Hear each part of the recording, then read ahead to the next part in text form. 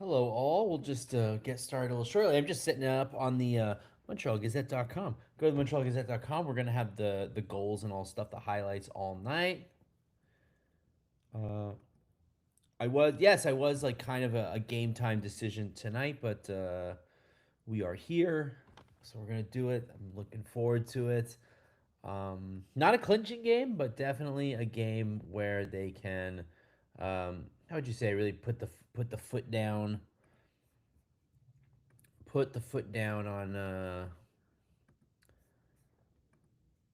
on Buffalo at this point. So I think you gotta take advantage. Oh, that's fun. Sidney Crosby's gonna play for for Team Canada in the Worlds. That's pretty cool. That'll make it must-watch TV, I'd say. All right, well we got the lines, but I mean at this point, if it ain't broke, don't fix it, right? I guess the one difference is I think we're gonna see a lot more Dobson, is my guess. Hello, Darcy. Go Habs Go. We love the Go Habs Go. All right, here are the lines. We'll just keep this up for a while. So, obviously, the first line is Caulfield, Slafkovsky, Suzuki, Newhook, Evans, Demidov. The second line, they've been playing pretty well of late. Texadeno, Anderson, they've been playing great. And then Bolduc, Valeno, Doc. And then we've got Matheson, Carrier, Hudson, Dobson, Gooley, Jackeye. So, a slightly different deep looking defense, I think, right? That was a little different than what it was. Um, What is Dobson's ice time? I've been kind of intrigued about that. So here's the ice time so far. So May 3rd, game 7 against Tampa, he played 18:37. And then on May 6th, he played 24:09. And then on game 2 against Buffalo, he played 16:20. What gives? I guess he didn't have a good game. He had 5 shots, though. And then 17:45 last game. So he played 22:29. So he's playing about 5 minutes less than he's used to. Obviously, it's taken him a little bit of time to come back from injury, but I have a feeling he's ready to go.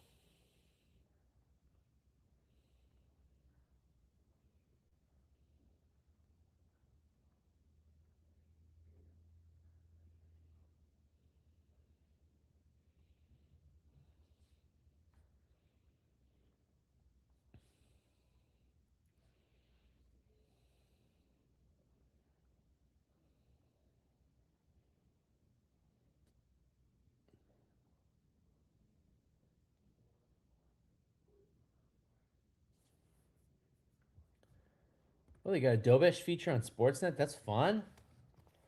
The big story of these playoffs so far, man. There's always some goalie that like takes the NHL by storm in the playoffs, and this in the past it's been guys like Giguere did it one year, Vasilevsky, Jordan Binnington, and nope, not this year. This year, for now, it's Jakub Dobesh. Get a little go Habs go. Oh, Karen, good to see you again. Who's carrying the torch tonight? Larry Robinson? Might be Larry Robinson.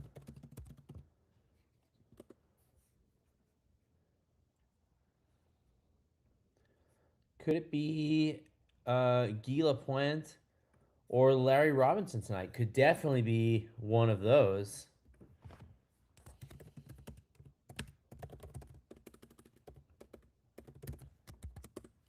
Could be either, man. I don't know who it is, but Guy Lapointe and Larry Robinson are as good a guess as any. So far, it's been all Cup winners. Don't know if they intend on changing that. I'm gonna guess probably not. Only winners, baby. Only winners. We'll see what happens though.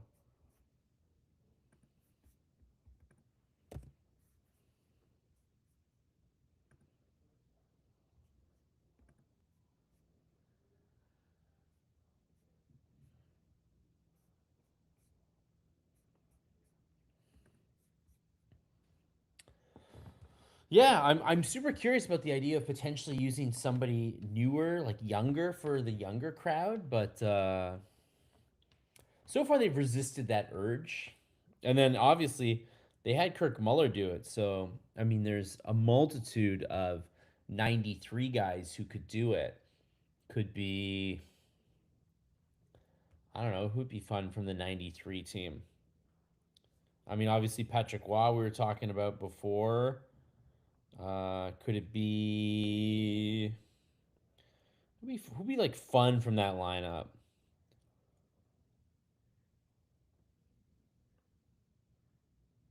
I don't know. Carbo. We said Carbo. Um, and then like I don't know, guys like Donfus. Obviously, Donfus could be one of them. Uh, yeah, we gotta vote for Vinny.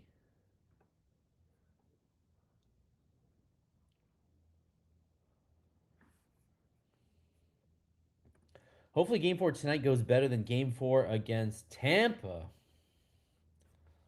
Hopefully. Uh, well, this series has so far not really gone, other than I guess. No, it hasn't gone at all the way the Tampa series goes. So everything's been pretty backwards so far. The Canadians have been, I think, pretty dominant the last two games. So I don't know. Looks like there's going to be some lineup changes for Buffalo. Looks like they got the UPL, the other goalie's going to be in. It looks like they've got um Carrick is after taking a punch in the face. It looks like Carrick is out. Um, and they put Consta Hellenius back in. He's kind of a young. He's basically there. Oliver Kapanen. Um, hello to you, Rick Woods. So they're definitely now just going for offense.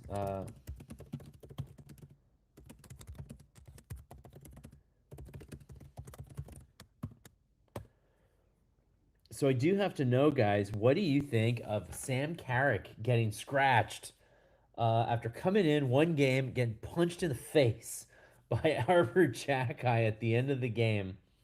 Jacki took a fine. Beck Mallenstein took a fine for his goalie interference on Dobesh. Um, but yeah, what do you think about Sam Carrick? Brought in for some muscle and easy come, easy go. Out of the lineup you are. Out of the lineup you are. They've also put Braden, or not Braden Shen, Luke Shen in the lineup. The immortal, the ageless wonder, Luke Shen, who is ostensibly in the David Savard portion of his career, where he's an excellent penalty killer, but doesn't do much else at this point. So they're basically playing with five defensemen tonight and a penalty killing specialist.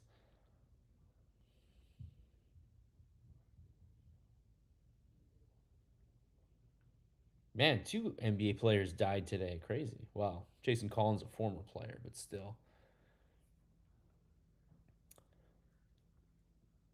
Max says, "Howdy, Habs fans. Howdy to you, Max.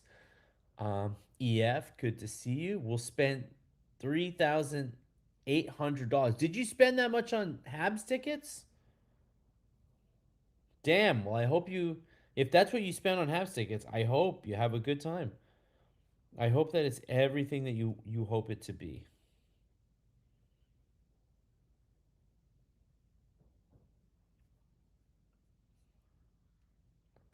Carrick, who's that? That's what I think. Max says Carrick wasn't 100% to begin with. No, he wasn't. He was injured to start the series, and then they put him back in the lineup, and then he took a punch, and then that was that.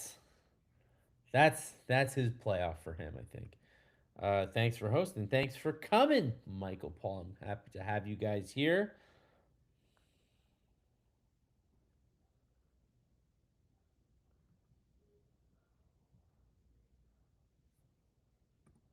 Gang's all here. Yeah, everybody's coming in. Evening Mo Canadian. 750 mil in hand. I don't know what you're talking about. But hello, Steve. Did you see the black aces that were called up? I did. I did. So it's Reinbacker. Um. Oh, who are the other ones? Hold on. I got them written down.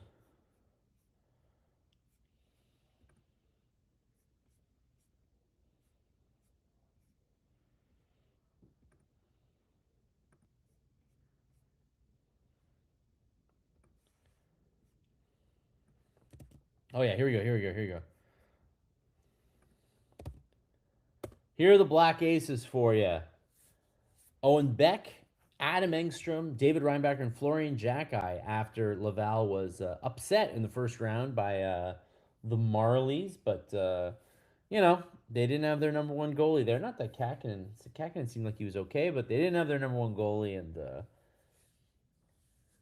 didn't work out for him. But these are your black aces for the Habs. 3,800 is less than the price of a ticket for a punch. Yeah, how much did Jack? How much was Jack Guy's fine for the punch?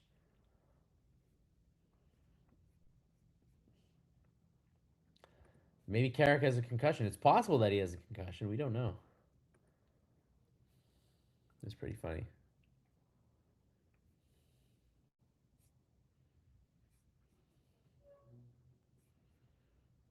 I assume David Reindeer Maker is okay. He is okay.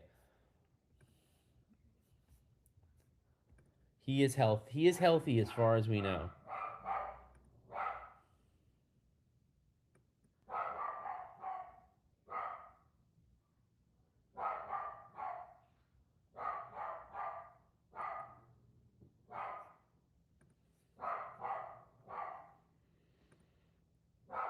Tonight's one we have to win. Buffalo is down. Eliminate hope. This is going to be Timur. Hi, Timur, by the way. This is going to be a huge test tonight for the Habs. Um, you know they say like you gotta like learn how to lose before you learn how to win. Well, you also have to learn how to win. And tonight's like, you know, like when a shaky closer, you know, evolves into like the power closer, the one that like shuts the game down. This is what the Canadians need to learn how to do. They have they win a lot of games. They're a good team. They're one of the 8 best teams in the league, as we've come to find out this season. But but, we don't know if they can close out games. We don't know if they can close out series. They've been great at playing from behind, but they haven't quite done that yet. Harry, you at a Lions Club meeting, but you're keeping the eye on the blog. Well, keep an eye. We'll be here for you. We should win if we bring our A game. I agree. Carrick was facing Jack and decided to imitate Sedin during the 2011 final. Arbor introduced Carrick to the ice. Give that dog a bone. Yes, why is my dog barking? I fed him. He is fine. You know what it is? It's the weather is really nice outside now, and he can look out the window and he can see all the other dogs. He can see the we got rabbits in Côte Saint Luc running around outside. So he squirrels, birds. Too much stimulation for my dog. He's an exciting guy, excited guy. But I should get him a bone. I'm out actually of bones.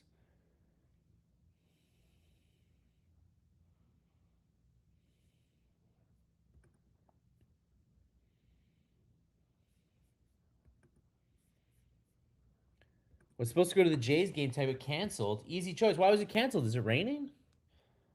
No. Why? They can just close the roof. No.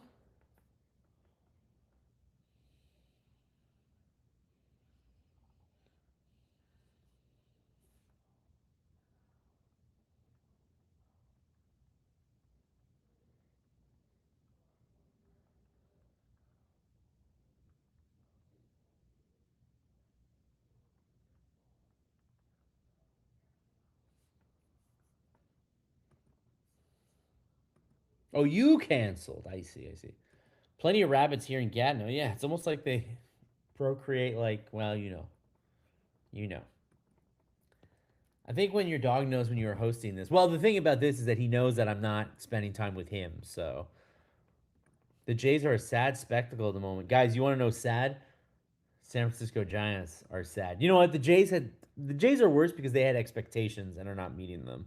The Giants had meager expectations and have not met them. When will the Victoire Game 5 be rescheduled? It's tonight. It's happening tonight.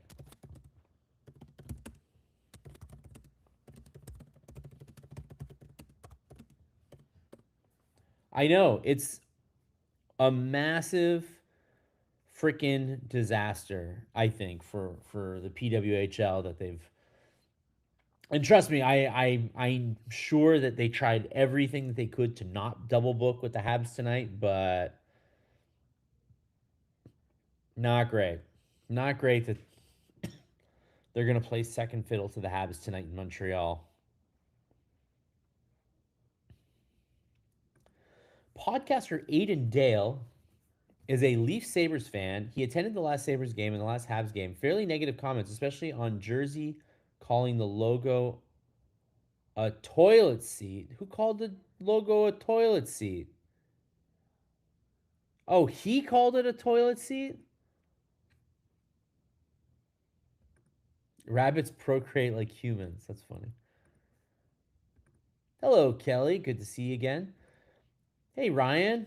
Stay out of the box. Let Buffalo play dumb since our power play looks better. Will the power play or the penalty kill be more effective for Buffalo tonight? They've got Luukkonen in, who's bigger goalie, and they have Luke Shen. Luke Shen in the lineup tonight. Oh my God, he's still at it. Classic taunt calling the Habs logo a toilet bowl. We will persevere. Listening to me rather than the Leafs announcers. Well, thank you for joining. This is a place for the Hab fans to gather. How many Victoire fans will watch the Canadiens game on their phone? Most of them, I think, unfortunately. It's just a real tough break. I don't know what you do. Do you just play last night, even though everybody's like sick? But really, everybody was sick yesterday and not sick today. It seems weird to me.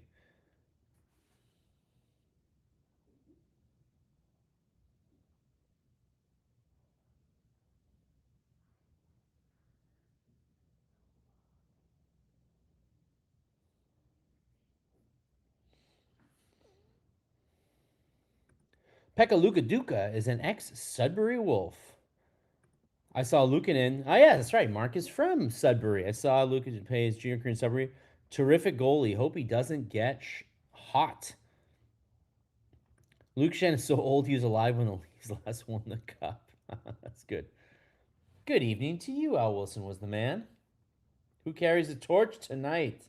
That's the question we all want to know. Well, Aragorn, I work with Chris Nyland, and even I didn't know Chris Nyland was going to do it. So that's how uninformed I am. They keep these things secret.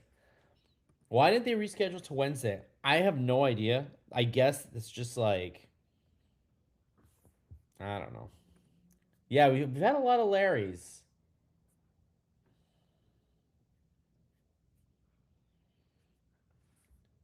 Rumors Carey Price. That would be interesting.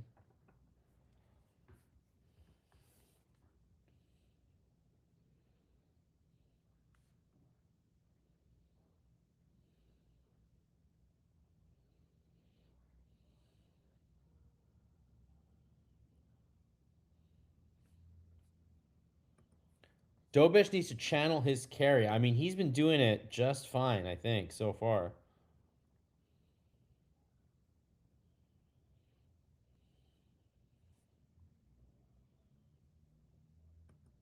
Another vote for Gainey. I know it'll never happen, but a hologram of LaFleur would be amazing. Well, at some point, I think it will be holograms, right? At some point in our lives, it'll be.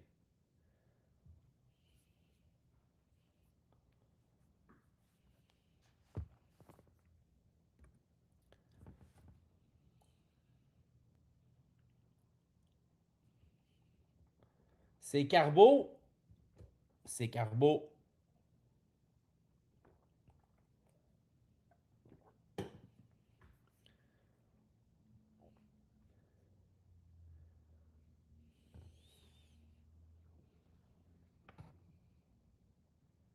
Qui Carbono. It is indeed Carbo. What's the estimate of the crowd outside? I hear they're reaching 25 plus. I mean, it's a beautiful day today. Got 3 screens now. It's definitely possible. Definitely possible.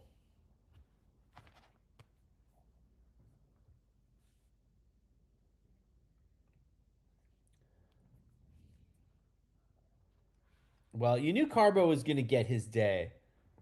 They're going to have to think, hey, if they go deep into the playoffs, man, they're going to have to go deep in the well of ex-Habs. Who would be like a fun...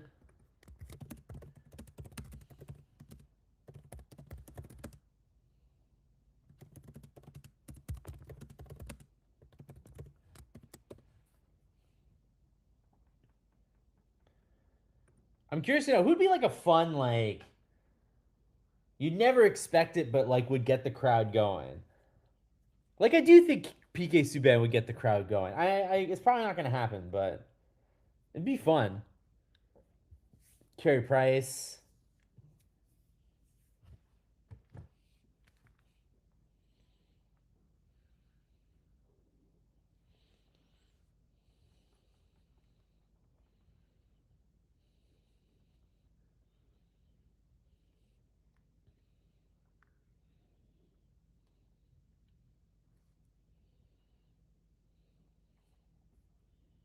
Lyle Odeline.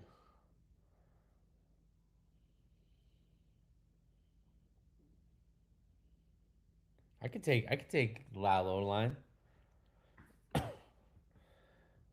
Carbo is a great logical choice. He had to do it eventually, right? Price is missing the cup. Yeah, this is the big question, EF, that we're wondering here. If they keep going deep, like sure, there's like all kinds of people who've won the cup who could do it, but like you might get pretty like low on the bench. You know what I mean? Like it might not be somebody that people are super excited about. So I'm curious to know if at some point they do decide to go with somebody without a puck. Rick Green, another you work with. Yvon Lambert. Yvon Lambert shows up to the games. He's definitely there. He could do it for sure. The Jack, have Florian do it. He's available.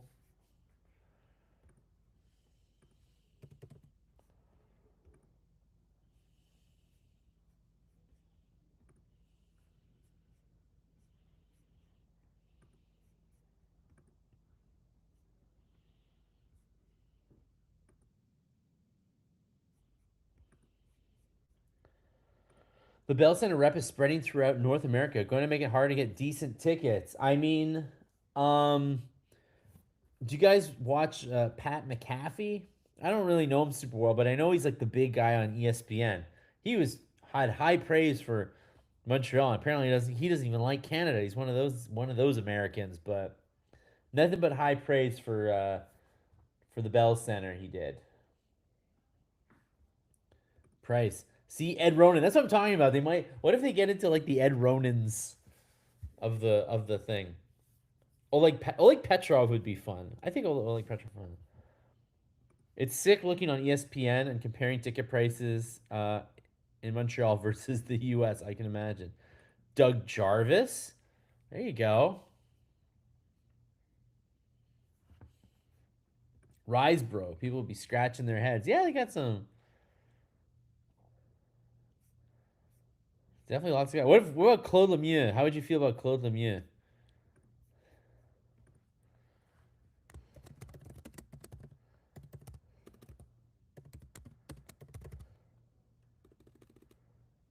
Did you do Claude? Shea Weber. It could be Shea. But again, didn't win a cup. Would we go no cup? Mats Nazin would be amazing. I don't know if he'd fly. I don't even know if he'd want to get on a plane and come here though, I will admit. Even non-Habs fans. Stéphane Lebeau.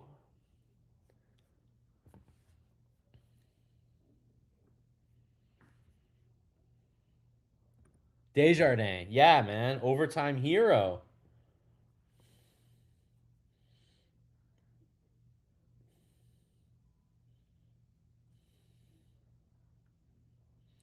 First time I've ever seen Habs wear for sale in Toronto at Walmart. Damn.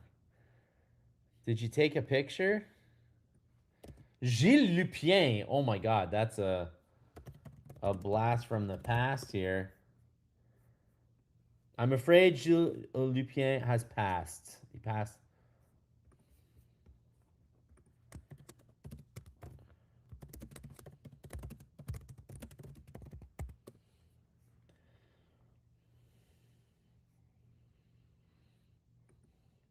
Austin Matthews. Have Austin Matthews bring the torch. That would be fun. You guys are funny. Well, that would be unexpected. I did say unexpected, so there you go. 93, 10 consecutive OT wins. What a time to be alive. I have said the story many times on this live blog and elsewhere. I was 9 years old when they won in 93, and it was my first big cup experience.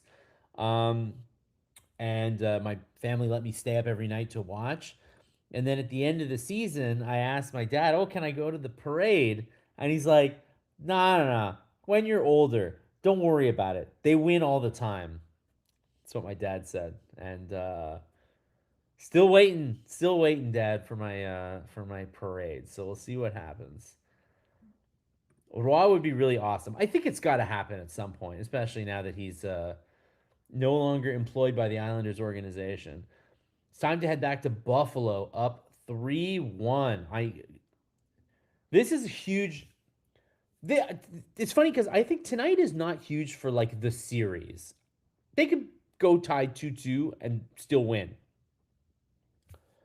But I do think that for this group of players, having, as Herb Zukowski said, having Buffalo on the ropes and taking them out is going to be huge for like the psyche, the mentality of this team. And that's why I think this game's important. I don't think it's important for the series. I think they can go 7 and still beat them and it's fine. And it'll all be the same. It'll all come out in the wash in the end. But I do think having this unique opportunity on home ice to take a stranglehold of this series, huge confidence booster for the team, as Ray Ban says. That would be massive. It would be massive. Eric Gordon says, I was lucky enough to be alive and at university in the 70s, so you saw it all. Twitter is awash in Habs fans thinking ahead to Carolina. Not so fast, guys. This series is far from over. It is far from over. Buffalo are on the ropes, but they are not out. Never look ahead. Also, words to live by.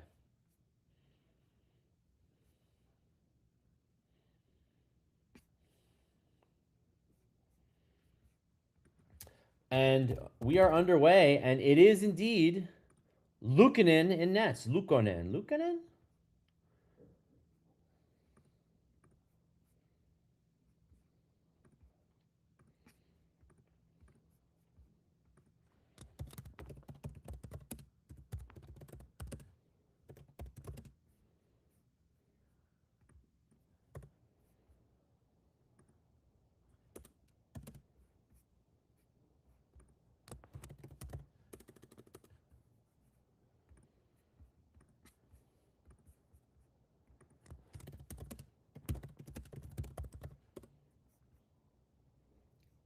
X fans are too fast to determine results. Keep in mind, your X algorithm is also insane and full of insane people.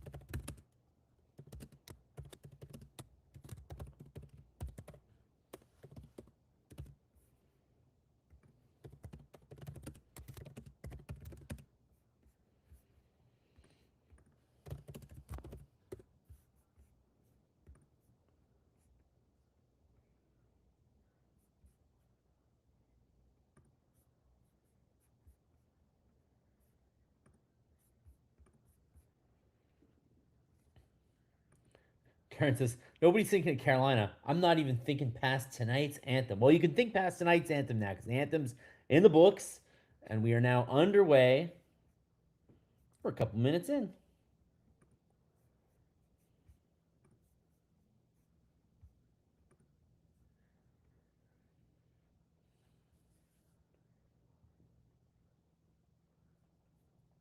Already a nice chance in the opening minute for Caulfield.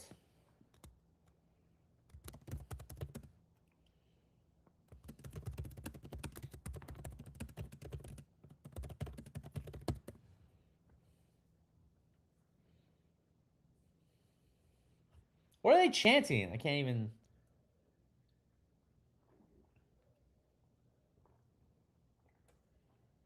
I don't understand what they're chanting.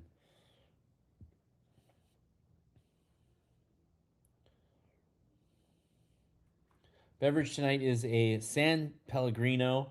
I know they're full of sugar. Don't tell me. I bought them for Mother's Day brunch. Had the moms over, my mother and my mother-in-law, and our families over, and so I bought some of the fancy bubbly for everybody, and nobody drank it, of course.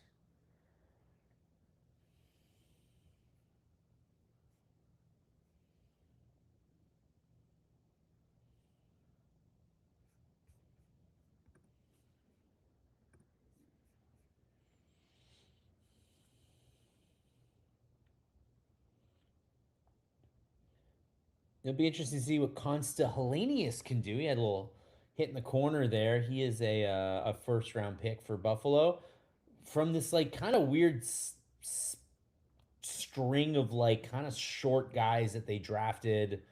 Um, but they've already kind of weeded through them. So I was kind of like, I didn't really like Buffalo's drafting. They drafted a lot of smaller guys, but Benson already looks like a winner. Hellenius looks pretty good. They traded Savoie. They absolutely ripped off Edmonton and traded Savoie for McLeod. Um, I mean, everybody rips off Edmonton, but they did especially. And then who's the other guy? Coolidge has been hurt.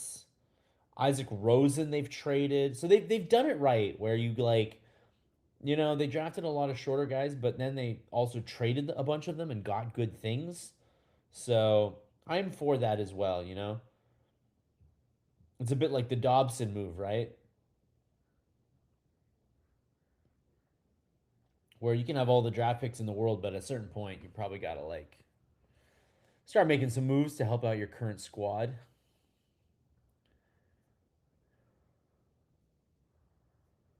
If I was from Arkansas, my mother and mother-in-law would be the same person. That's good. Apologies to any Arkansasians here.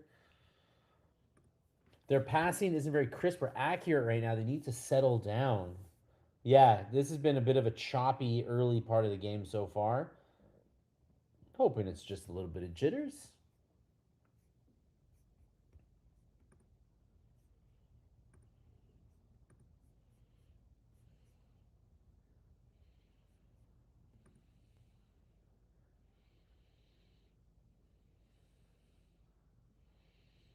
I mean, if at one end Caulfield got knocked over, and everybody thought that should have been a penalty, and alas, twas not. But obviously, everybody's already hotly feeling hot about the refs.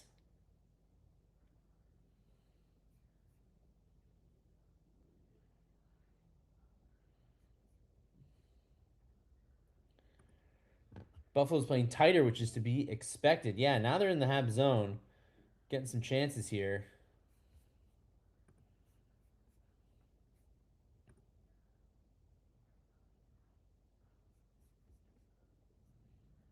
Buffalo 0-4-2. 0-14 when they trail 2-1 in a series. Oof. Historically, the franchise, yikes. That's not great. It's not great for them.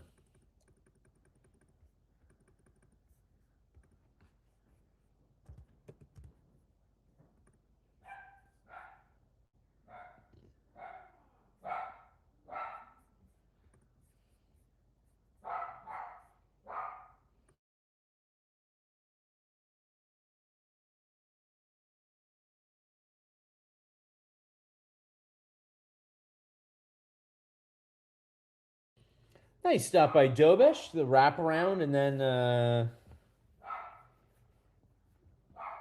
save. Eric, you asked last game about thoughts if the first line is now revitalized. This is a great game to see if they have finally recaptured the magic of the regular season. Sure is. Sure is. Buffalo is currently dominating. Got to weather the storm. Yeah, it's 3-1 in shots so far. There's about 6 minutes. Your owner wants something. I know. My dog is. I took him for an hour-long walk and fed him before this game, precisely so that he would be all nice and tired out. But it never quite. Doesn't matter what you try to do with your dog. It just doesn't matter. He'll do whatever he wants. I hate the undefeated and no win stats. Something is bound to change. That's yes. The only consistency in life is that nothing is consistent. Is that the only guarantees? There are no guarantees. So we shall see. But not surprisingly, Buffalo is playing pretty strong so far.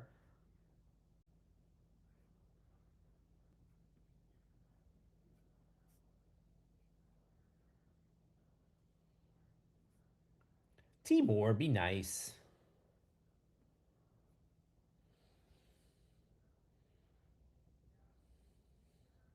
He's talking about my dog. I don't know what you're talking about.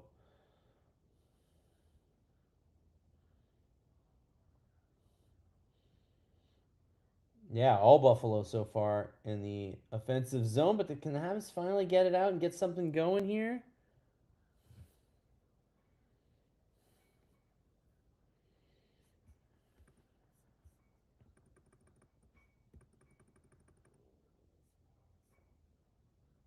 And it's 1-0 Buffalo.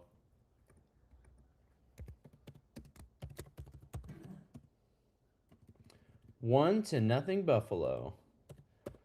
Matthias Samuelsson, kind of a strange dude. That big defenseman who got a big extension very early in his career and then was hurt for like a couple of years and ineffective. And then this year had a breakout season. And man, he jumped into play really nicely. Really nice cross ice pass. Nobody saw him coming. Doan was back, so the guy was up high and didn't see Samuelson coming down. Too loose. Sabres dominant in the early going. Pimp Fash, hey, you guys, Pimp, you're gonna have to tell us how the game was in person on Sunday. Let us know how it was. I'm curious to know how it went down. Did you have a good time? They won. They played very well. They played the well, similar to tonight. They went down one and then they blew the doors off. So maybe they can do that here.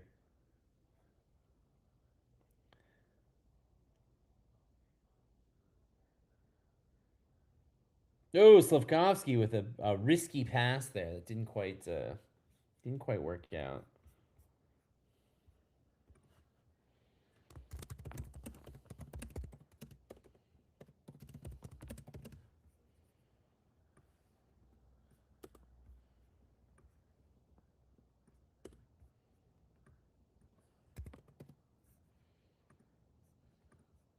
Ooh, another chance for them. Buffalo 6-1 in shots.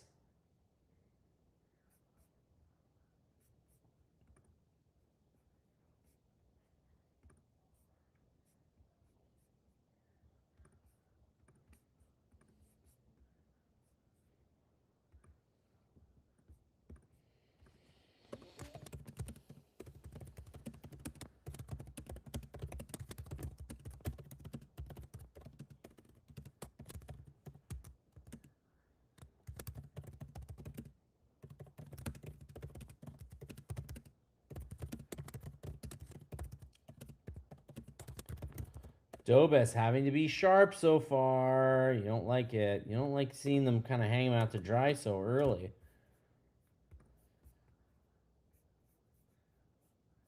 Not an ideal scenario so far, that's for sure. Yeah, that slap pass, it's got to stop. Oh my god, this no look backhand pass, it's terrible. You got to stop that. Buffalo came to play, man. They see the season flashing before their eyes right now. Canadians are going to have to weather this storm and then hopefully get a chance to go on offense here. But right now it's 8-1 shots Buffalo. Bit of a repeat of the Tampa series a little bit. Slavkovsky has to be better. Buffalo also came to play last game. Did they, though? They came to play. They didn't stay playing. Rayban says nothing to worry about. Ryan says Slavkovsky has to do better. Yeah, it's still rough going. I know he scored a nice goal. He scored a nice goal.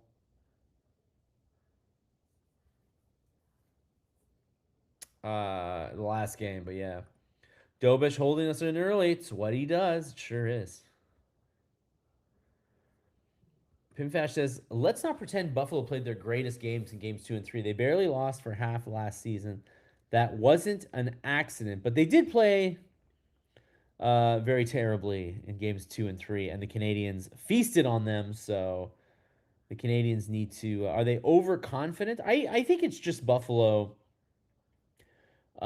came out a little more desperate, I think is the way.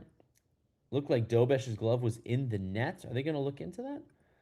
Dobesh isn't nearly as talented as the Habs. They're not. They're bigger and faster, but I don't think they've got the same talent level as the Habs. But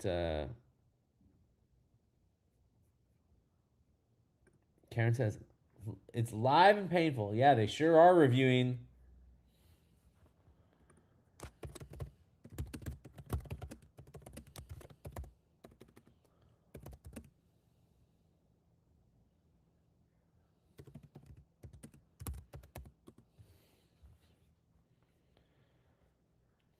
Buffalo knows they have to win tonight. Sloppy defensive play out there tonight. Dobish will have to stand on his head.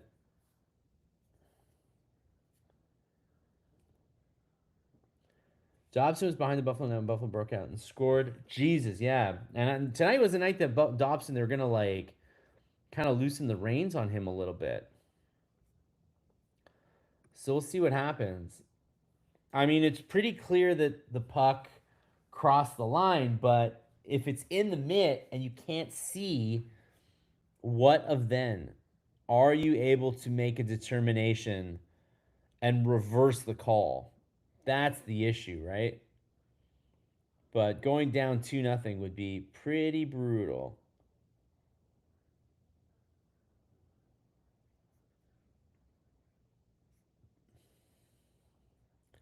Yeah, certainly looks like a goal.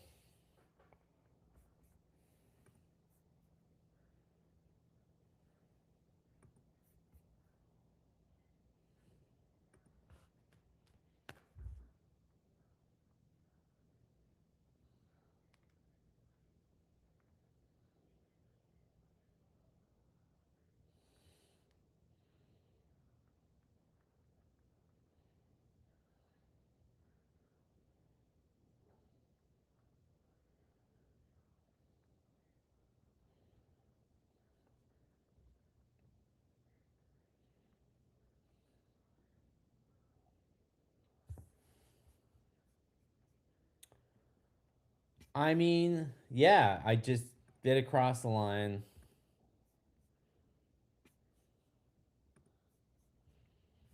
I don't know.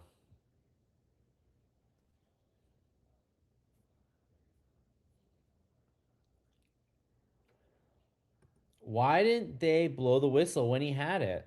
I don't know. This is like a bit of a redux of the Alex Lyon one too. The Deneau goal that should have been a goal wasn't a goal in the end.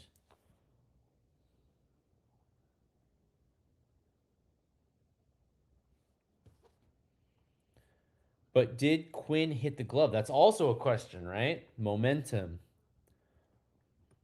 At least good time. It is true. This is potentially Buffalo killing momentum time, right? Sure, they'll be up 2-0, but they had all this energy in the game, and maybe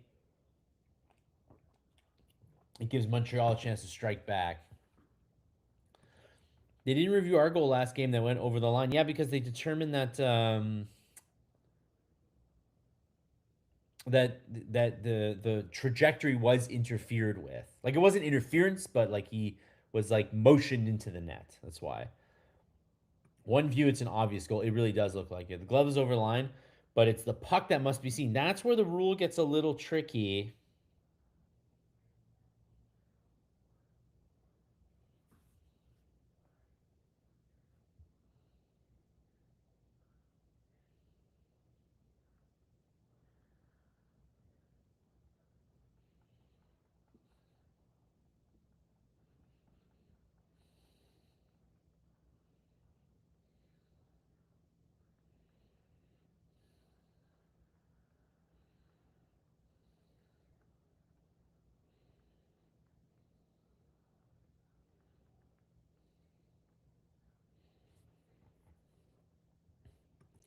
The puck was in, but sometimes the situation room blows it.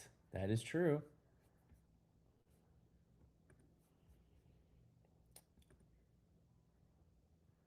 It's a good goal. It is 2-0.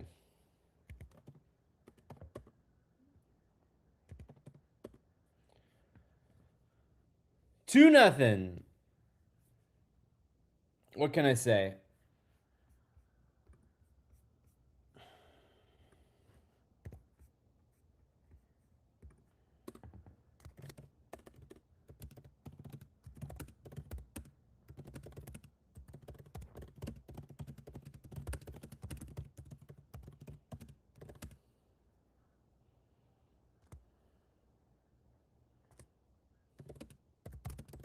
Another delay potentially here?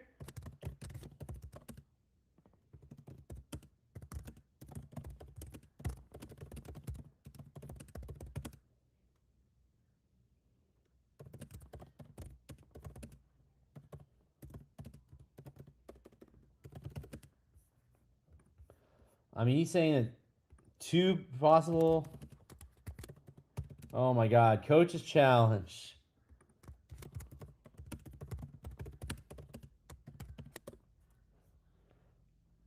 I mean, he certainly looked like he was. It certainly looked like he was interfered with earlier. I don't know. Oh my God.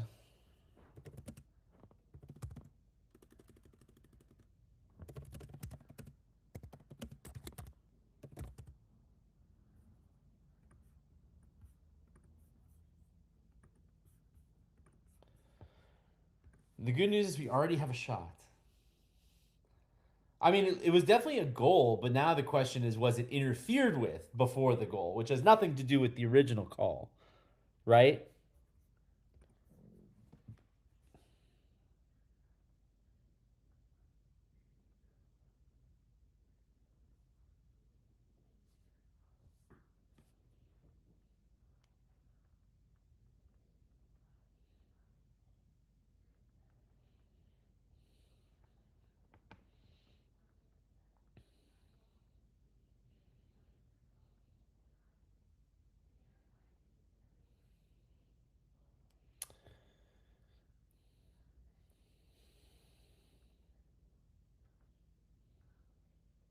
This is crazy.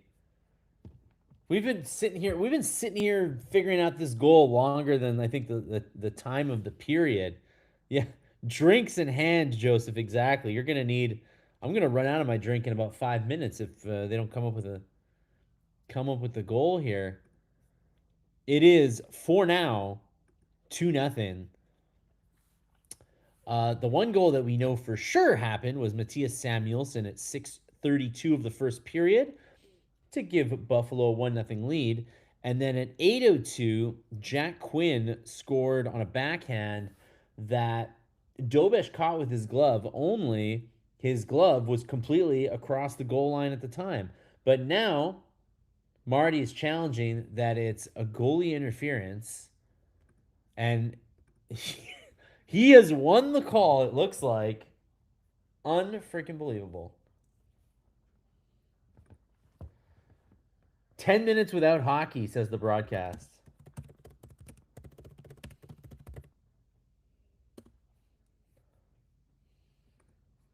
There you go.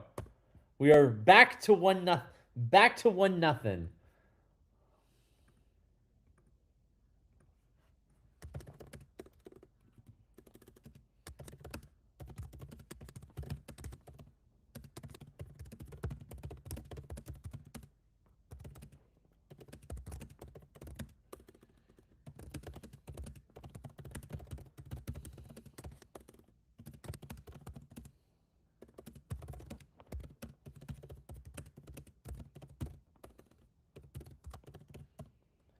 Unfreaking real, guys. What a hey, but these are the playoffs. You got to get these things right, right?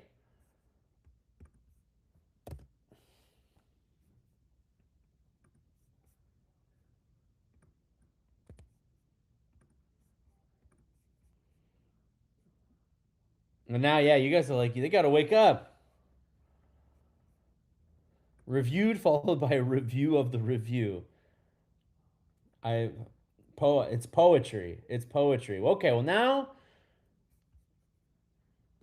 there's 11:35 left in the period. Plenty of time for the Canadians to get back in this. It's only a one-goal game. They got one shot on goal. Buffalo's got 8. Can the Habs shake off a terrible start? Can they shake off 10 minutes of us sitting around deliberating the most boring, mundane details of the school, of the sport? We shall see.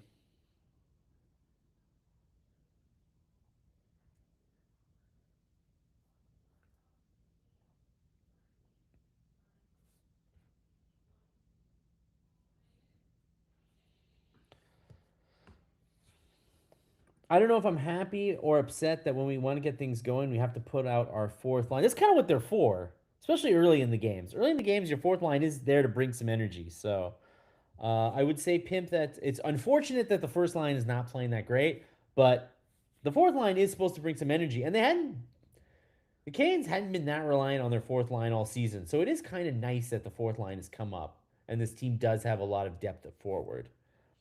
Did Shen take his Geritol? Did I take my Geritol? Is the question. Why not just review everything at the same time? Good question. Might have saved us some. Might have saved us some valuable minutes, eh? The league was hoping Marty wouldn't notice. Well, they gave him lots of time to notice, so he had probably was. While the officials were staring at the glove, I'm sure Marty was staring at uh, who interfered, not Jack Quinn, whoever it was. You'd think the NHL would be prepared in case of the challenge. The NHL? Prepared? Surely you jest. That keeps Dobesh's save percentage in check. Ooh, we got a 1-0 victoire. By the way, much love and shout out to the victoire tonight. Really unfortunate that the games are on at the same time. But yes, do keep us surprised if you've got a second eye on that game.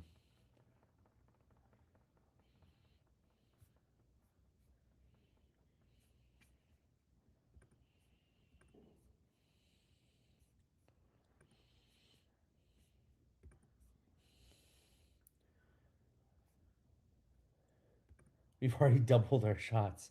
It's true. You can't argue it. You can't argue with the math on that one. We're turning up the pressure. Texier is good along the boards. Texier is good along the boards. He's just good with the good with the puck, man.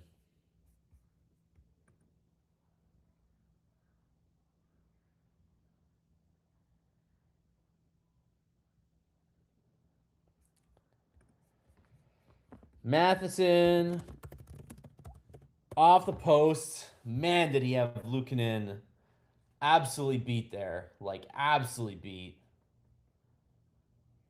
Puck might have even been deflected. Lukanen was pretty low, top of the crease, pretty low down.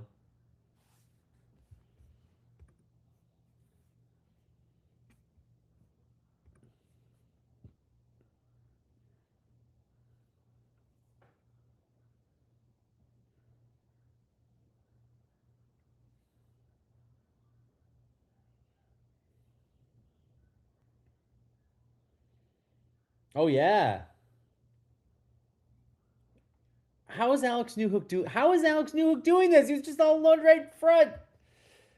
What a beauty! I can't believe it. I cannot believe Newhook again. Unreal turn of events here.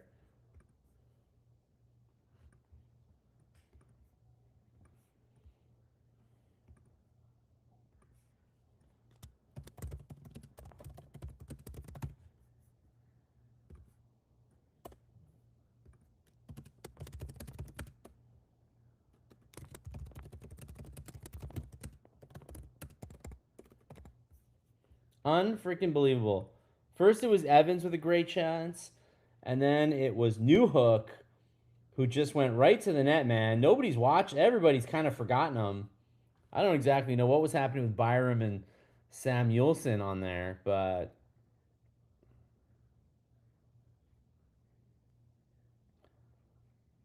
three first goals for Newhook, man. What a 6 goals on the playoffs, man.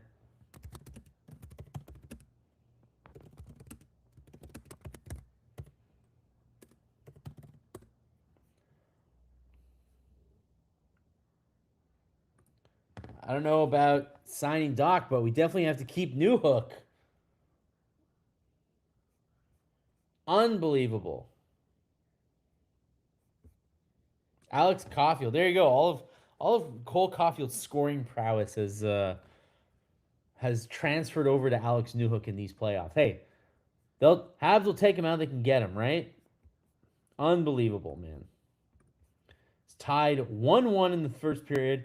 It looked like it was 2-0 at a point in time.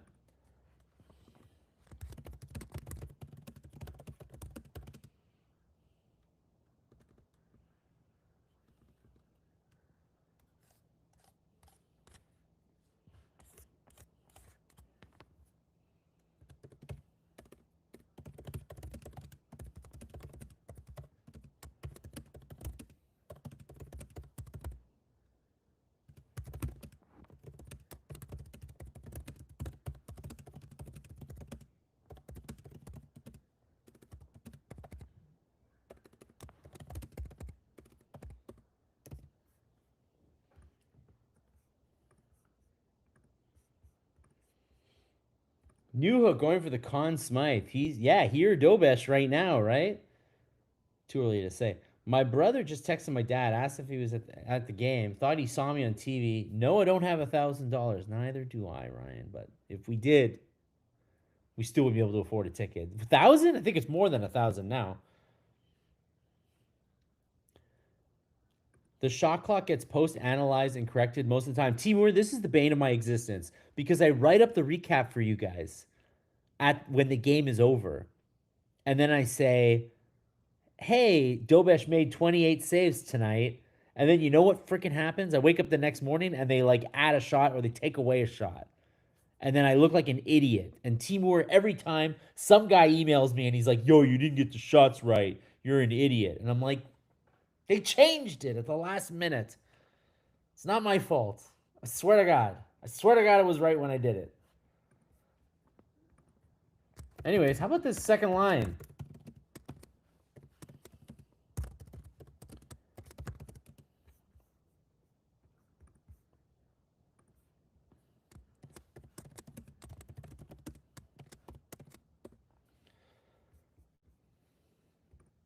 I mean, Evans and Demidov's starting to play better too. He's playing good on this line. He's not. He hasn't been like he's not the main guy, but he's definitely opens up a little room for I think for Evans and Newhook to do something.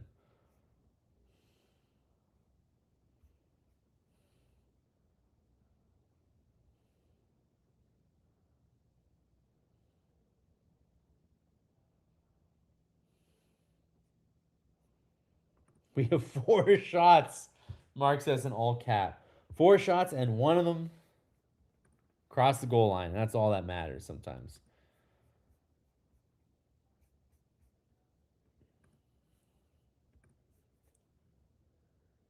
Good for Demidov and an assist. He's gonna score. I God on the power play, man. He needs to go see Doctor Shot. Another referee chitty chat. This time about it's gonna be a power play, isn't it?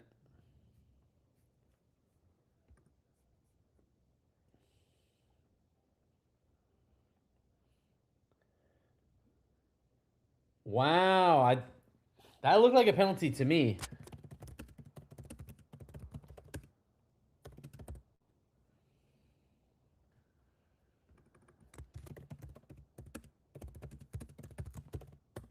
Could have been a penalty, that one.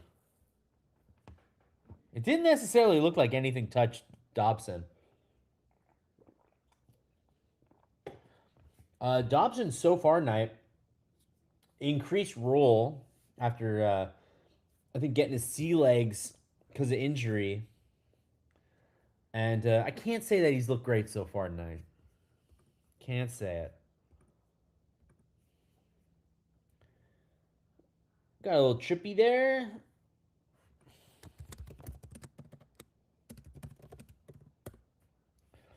Um, you guys are saying you feel like that was a bit of a dive. I don't know about that. I mean, if your stick's in, you got to watch your stick, man. His stick is still in there, and he doesn't have body positioning. They're gonna give the benefit of the doubt to the puck handler in those situations. So our guys need acting classes in the off season. Oh, I don't know if I want to. I don't know if I want that. Savvy players will fall if they feel a stick in the skates. That is true. That's true. Especially in the corner like that, and you're a defenseman who doesn't have body positioning. Yo, come on, you got to get the puck out there. I don't like seeing the Habs doing that little extra stick handle when you're still in the zone. You got to just dump it out. Worked out for him this time, though. We need to step it up. Not playing well at all, Mark says.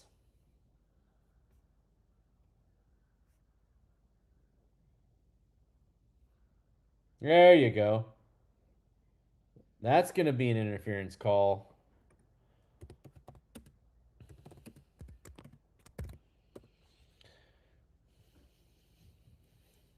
Gooley did the same thing, felt a player, and went down. Nice dive for Gooley. Kucherov could give classes. That's the game, guys. That's the game we play. That's the NHL today. If they're gonna call it, the players ought to do it. I mean, he did get caught uh, low like that. It is hard to keep your balance, but I mean, he probably could have avoided that contact. I'll say. I do think once they made contact, the fall is like legit, but he absolutely could have gotten out of the way and chose not to. But hey, Caden Gooley's had a great playoff, by the way. I've been pretty impressed with Caden Gooley so far. And whatever, we'll say that play was what it was, but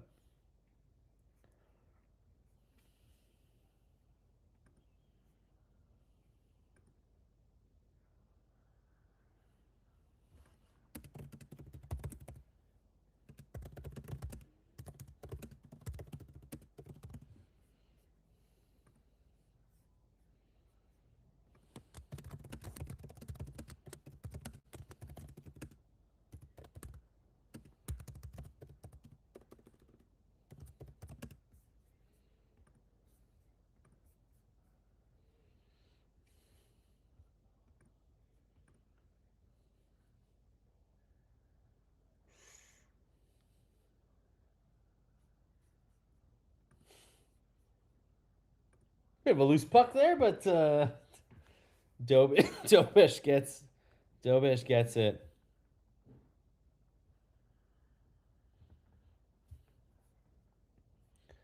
Dobish tripping at the rest. Well, I'm sure he thought he was going to get a whistle there, but he didn't have the puck. I mean, it's his job to sell it as well as he can. Dobish gives me a heart attack the way he's all over the place. You got to just like let the guy be the guy. He is what he is, right? That's the kind of goal he is.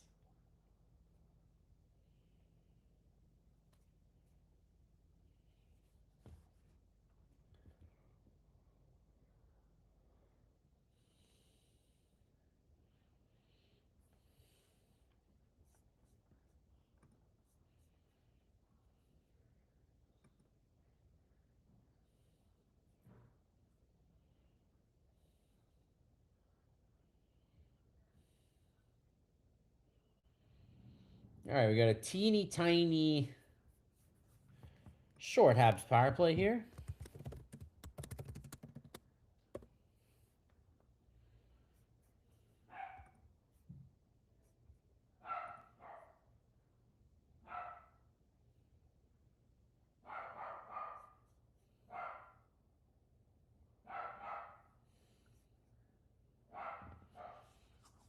The power play is 3 for 13 so far this series. It's not Not terrible, not great, not terrible.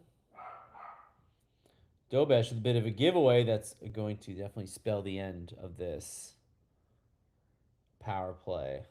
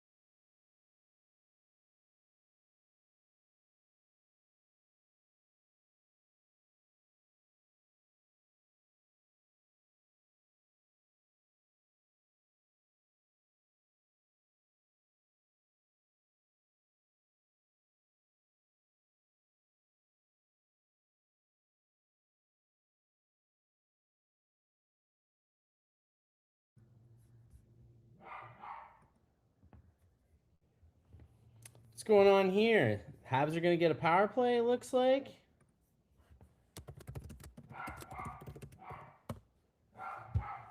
Bit of a surprising call since the puck was already well down the ice. But I guess Veleno takes 2 hacks from Jason Zucker before trying to go down the ice, and then the puck goes down the ice. So Habs will get a power play with 5:03 left in the first period. Still lots of time here to add to their goal total. It's 1-1 currently. In case you're coming up here a little bit late, it was 1-0 Buffalo, and then kind of a strange turn of events here. So Buffalo looked like they'd scored. Dobish saved the puck, but his glove was past the goal line. So they go up and they review for about 5 minutes. They come back and determine, yeah, it was a good goal. His glove was past the line. Then Marty pulls out a coach's challenge and says, well, actually, it was goalie interference. So they go back upstairs for another 5 minutes. And all in all, we didn't watch hockey for about 10 minutes. We just watched the officials huddle by the phone and huddle with each other. But ultimately, no goal was called. A goal was disallowed. So it was still 1-0. And then not long after that, Alex Newhook tied the game to make it 1-1. And that's where we stand now. And the Canadiens are about to go on the power play. So a pretty fun, weird, uh, turn of events so far. Pinvatch says, we need to get going. Would like to see some intensity on the power play because I expect Buffalo to be really aggressive on the kill, and our top line has been visible so far. Yeah, are they going to be aggressive, or are they going to kind of let the Habs hang back and make too many passes and screw it up? I don't know. I don't know how you play the Habs right now. Tampa played them pretty aggressive, so I would just do that. Ellison was the man. Says Dobish reminds me of prime Devin Dubnyk in Minnesota. He was 6'6" and lanky like Dobish.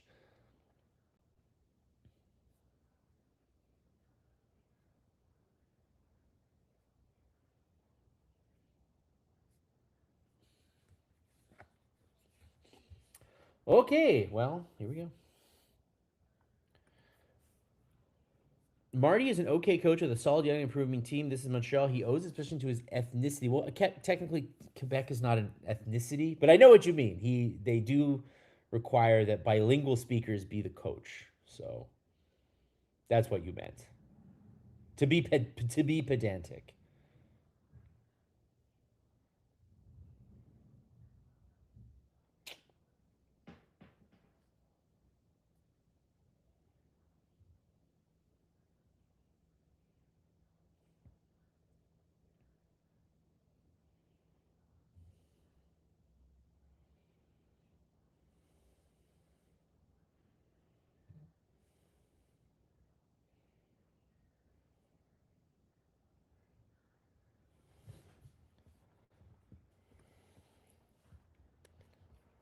Why does Demidov struggle on the power play? Well, he almost just scored right there. That was a blast, but it looks like it was on the goal line.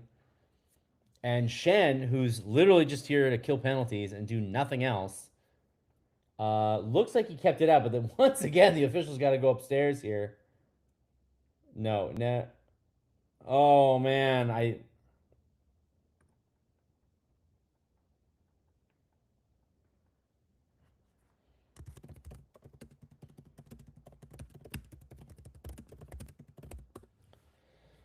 I will say it doesn't look like it crossed the line. I don't know. What do you guys think? Did it cross the line? Oh, that camera angle was useless. Once he starts scoring, Demidov will be unstoppable. He had a great shot there. He nearly blasted that one by him.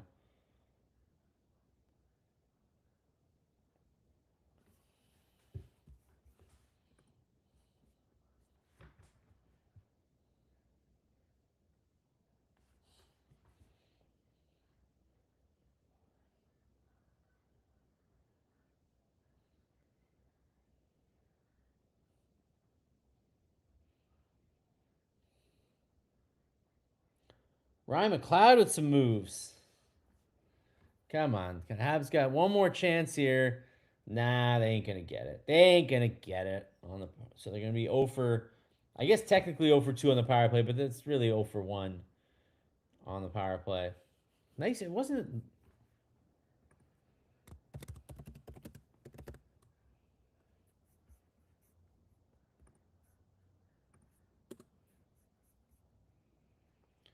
we don't need the perfect shot to beat this goalie. Isn't that the truth? And that's been like the whole thing with this team so far. I felt like games 2 and 3, they shot a little more and then they were rewarded for it. I understand that it's their game, but Buffalo is going to be more aggressive, and we haven't matched. I don't know. Buffalo definitely like outplayed them for most of the first period, but I would say since a little bit before, like around the new hook goal, I think it's been a little more even.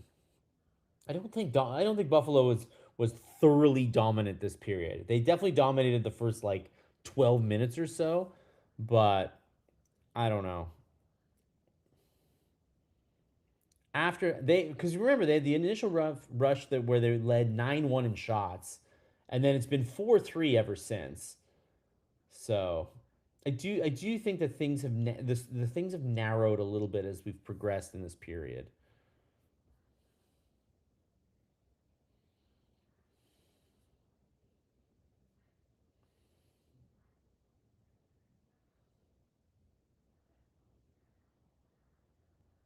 Oof, bit of a knuckler goes right to Dobish's net. And look at Bull Duke's there to defend his goalie.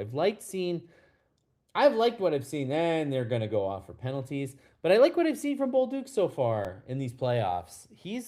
To me, he's like the kind of like middle six guy that they were kind of looking for, and that can be hard to find.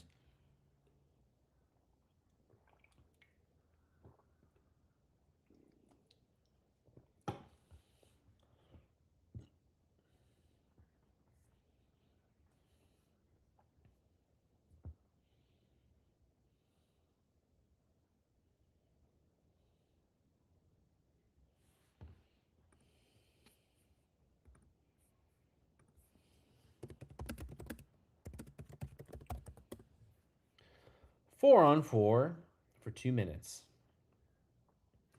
Buffalo's playing simple, driving in with speed, dropping it back and taking a shot. Simple but effective hockey. We're creating nothing in neutral zone and looking for passing plays. That is Buffalo can win. They don't have the skill. They don't have the skill of the Habs, but they've got the size and the speed to win hockey games. And I agree with you. If they play more of a north to south game, they're going to be hard. They're going to be hard to contain.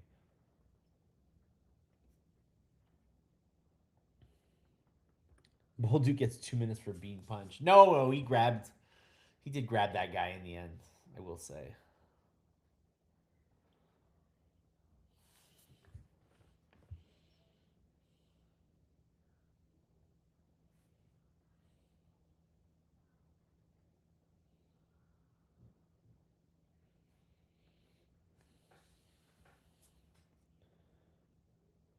Buffalo had two May games, but that didn't turn them into a bad team. This is still just a 2-1 series so far. Benson's like Hagel all over us. Benson, I've been so impressed with Benson. He's definitely been their best player. But I will say some of his attempts to intimidate have not been that successful, admittedly. Not to say that he should stop playing that game, though. He should probably keep playing that game.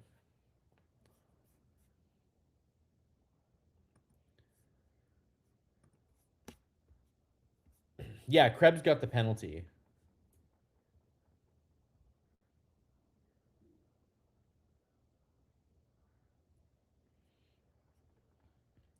Well, Anderson was very polite there and did not run Luukkonen when he probably could have. Probably could have run Luukkonen and started something, but chose not to. I mean, the Habs are playing very good little 4-on-4. You guys are being weird tonight. It's 1-1 in the game. They're up 2-1 in the series, and you guys are like Hudson shit and this is shit and that shit and like, geez, Louise, geez, Louise. Hudson's actually worked very quite a bit on his speed. He was not a burner when he was drafted, but I do feel like he's become his north to south skating has improved tremendously year over year compared to last year. In addition to his shot has also gotten a lot better. So, but yes, when he was drafted, he was not a burner, but I feel like he's gotten a lot better at it.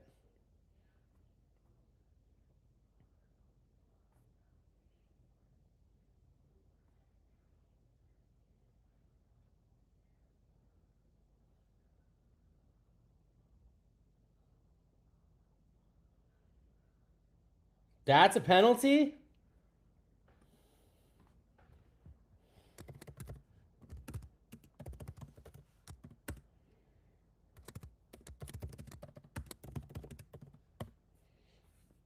What the hell happened there?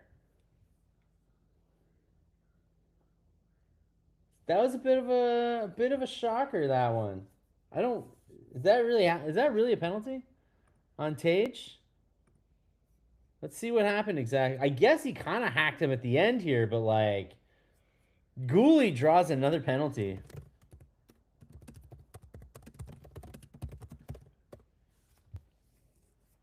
I mean, Caden Gooley has drawn two penalties tonight. He's doing his part.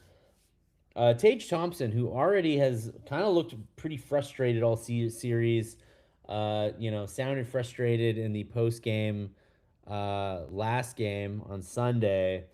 Um, Takes, I would say, a pretty bad penalty right here. It's gonna be 4-on-3 for about a segundo, and then we're gonna get the 5-on-4 here.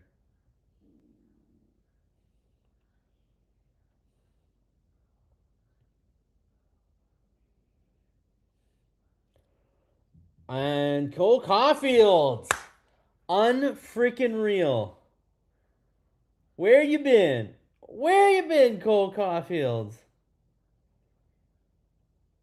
And from a pretty, he was like at his usual angle, and I thought he was gonna try to go bar down, but no, he ends up coming in and tucking it in.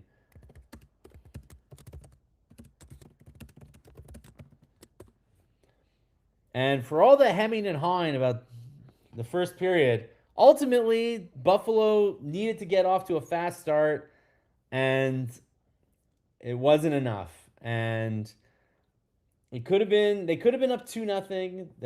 They were only up one, and the tide really turned after that. And momentum has really changed. And Cole Caulfield has his second goal of this series. So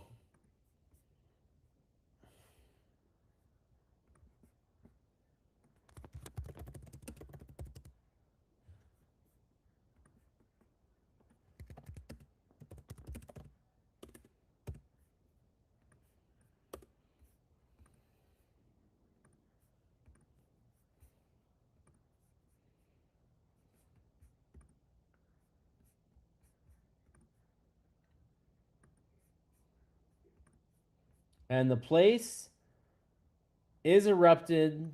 It was actually 13 seconds left in the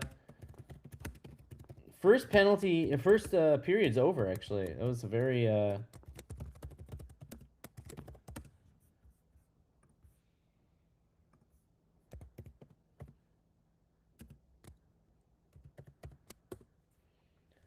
unfreaking real.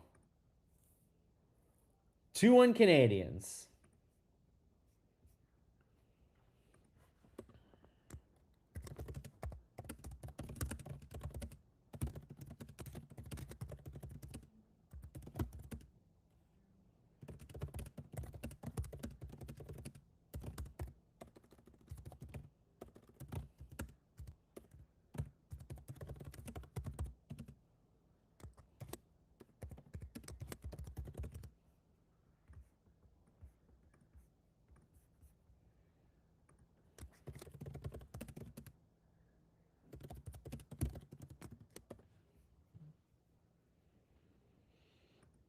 Thoughts on the first period? I'll call it the challenge heard around the world. If we go on to win the game, it'll be a huge momentum changer. It really was. Ray-Ban's already saying, bring on the Canes. Yo, yo, yo. Don't do that. Don't do that. Thompson with an absolutely dumb penalty. Really dumb penalty. Stupid penalty, says EF. It was very stupid. These guys can't play with the Habs. They're struggling. They're struggling. That might be the best Sabres period, and they're down 2-1. Canadians must have horseshoes in their uniforms. Yeah, what's the good luck they got? Right under the pads. Bittersweet. Timur, if you can't be excited about Caulfield scoring, I don't know what to tell you, man. Like that's that's all there is in life at the end, right? The Canadians may or may not win. If you can't find a little joy in that, then I don't know. I don't know what to tell you. It was strange watching the Avalanche without Lehkonen. I hope he's okay. Oh man, I have not been following that at all. Caulfield goal was a vintage Caulfield. Ray-Ban wears his sunglasses at night, so he can, so he can.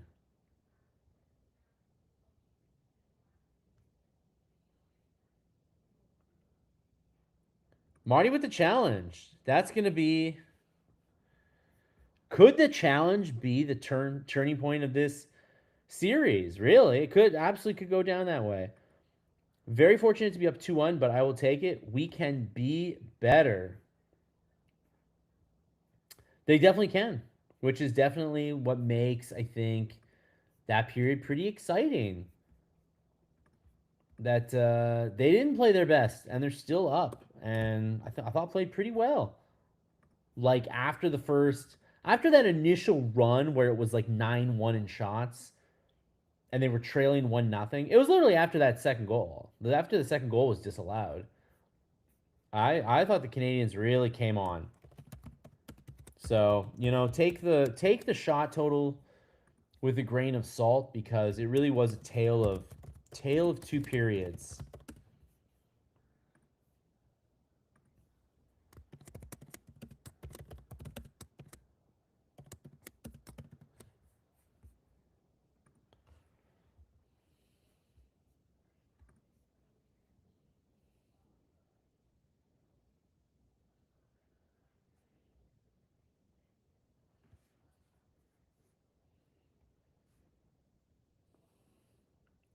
You guys are saying that Timur is a Sens fan. Timur is I will say this. Timur is a Habs fan. He just really doesn't like Cole Caulfield. But I will say Timur is knows the team well and is otherwise very complimentary of the players. But just for some reason, just is not a fan of Cole Caulfield. And while he's explained why he's not a fan, but his lack of trust in Cole Caulfield has expanded into like pretty dark territory sometime. But what happened to Gary, who said Tampa would run us out of the rink in Game 7? Well, the Leafs won the draft lottery, so he's busy. He's busy with that. He doesn't care too much about this.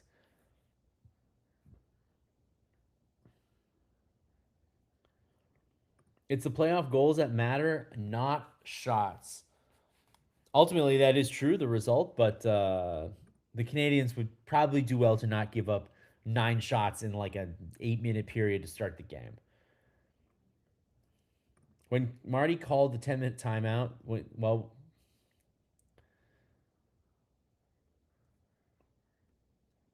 it did change the game for sure. Holy moly, says Phil. It really did. That moment.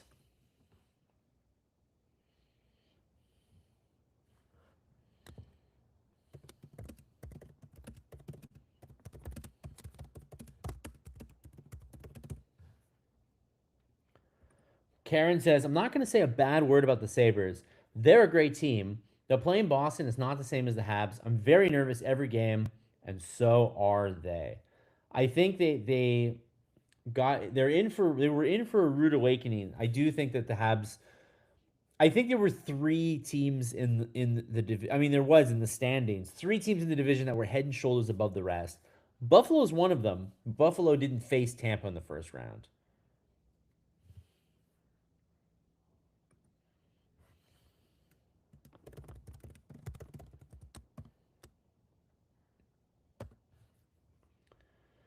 How would you rate Marty as a coach, by the way, in these playoffs? Very curious to know what you guys think. The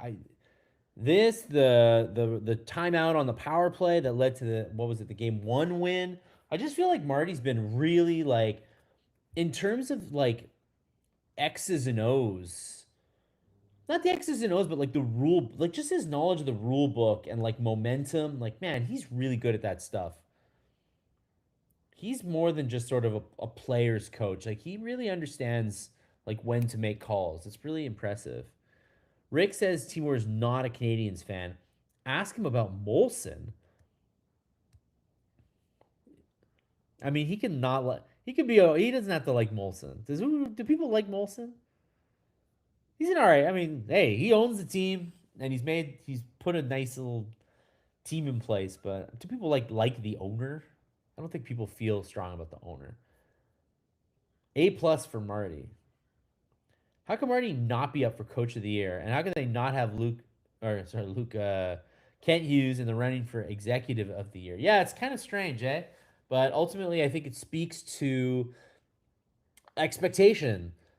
People didn't expect like Buffalo to turn it around. People didn't expect some teams to be better than they were.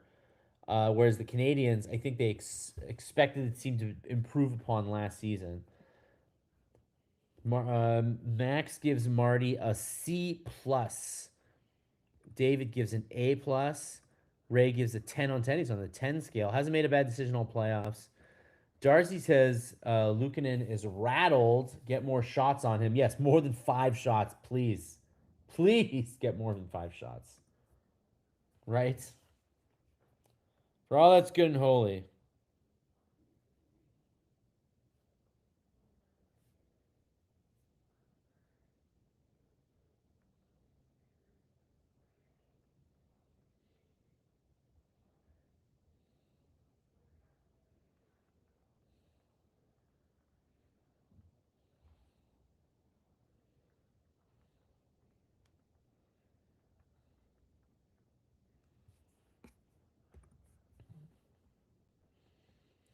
Rick says, I'm not a Marty fan, but credit due to what's being done. The OT timeout in Tampa and the review tonight, the blending of youth and experience. Those two moves in particular, I'm like, man, like they were difference makers. Absolutely. Blue gives a Marty an A++. So good with the young players. Marty's making all the right moves. And Jack Eye's playing. Only 211, you say. But at least he's not sitting. At least Jack Eye's on the ice. He is the sixth defenseman at the end of the day. I know we like hem and haw a bit about his ice time, but like he plays every game pretty much, and he's the sixth defenseman. And the sixth defenseman is never going to play that much anyway. There have been 4 games where they weren't ready to play, including the last 2 games. They weren't ready to play in a game where they won 6-2. I mean, they gave up the first goal on the first shot and were the better team the rest of the way. I think if you're good for like 58 minutes, I think if you're good for 58 minutes of a 60-minute game, I think it'll cut you a little bit of slack if you started off a bit slowly.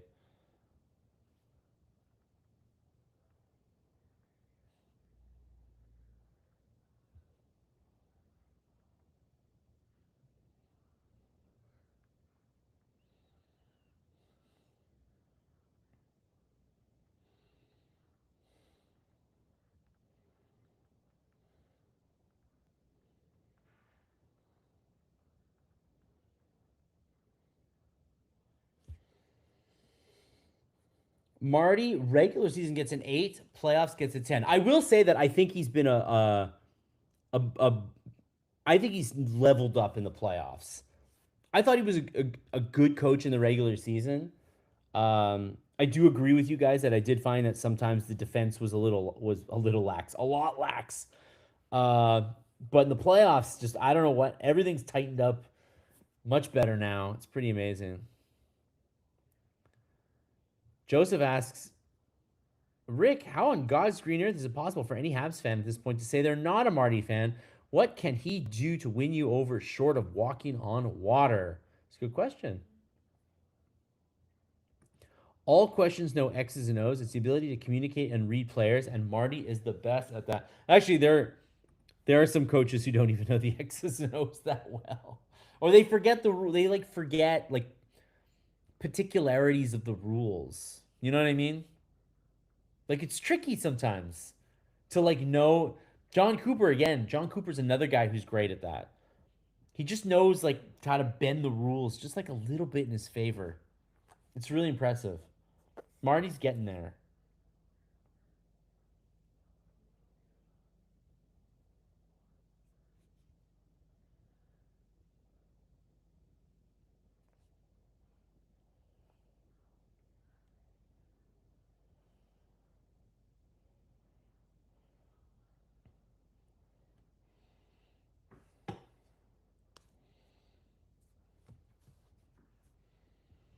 Turning water into wine. Anybody who turns water to wine is all right in my books.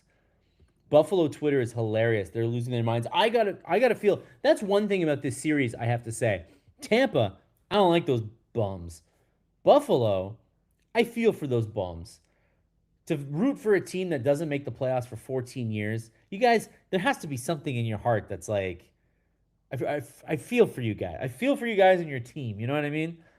Like Sabres fans have put up with so much, but alas, perhaps the second round is the best you shall do in this year.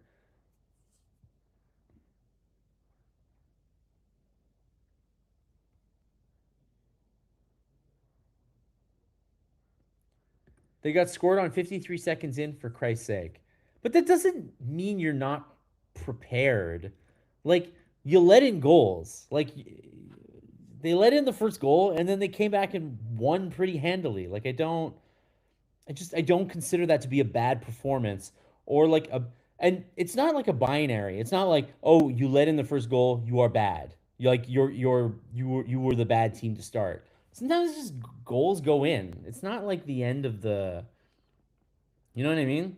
It's not necessarily like tonight.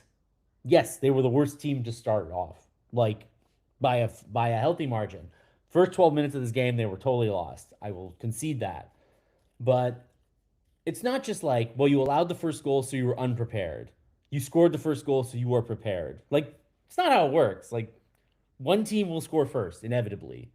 And sometimes there's a little bit of back and forth to it. Sometimes it happens 53 seconds, you're not even expecting it. And then wasn't the goal like off the end boards? It was like a bad clear off the end boards. Like one mistake and it's in your net. It doesn't mean you're not prepared. Players make mistakes. You know what I mean?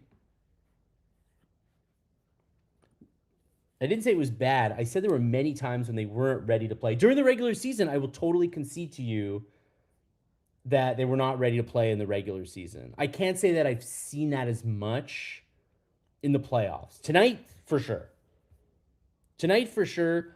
In Tampa, obviously, game 7 was just like a complete crazy, crazy, crazy night. Um, so I will say but I'll say that during the regular season, absolutely. But I feel like in the playoffs, they've tightened up quite a bit. I've been pretty impressed in ways that I wasn't as impressed in the regular season. I will say, Newhook is the MVP. Dobesh is second. Lenny Ruff is a great guy, but he's a choker in the playoffs. Well, if you coach Buffalo long enough, you don't get to see that many playoffs, do you? If the Canadiens score the next goal, Buffalo will fold. Yes, so the Canadiens, I will say also, definitely need to come out in the second period not playing the way they started the first period. That's super important. They need to come out and not let in a goal.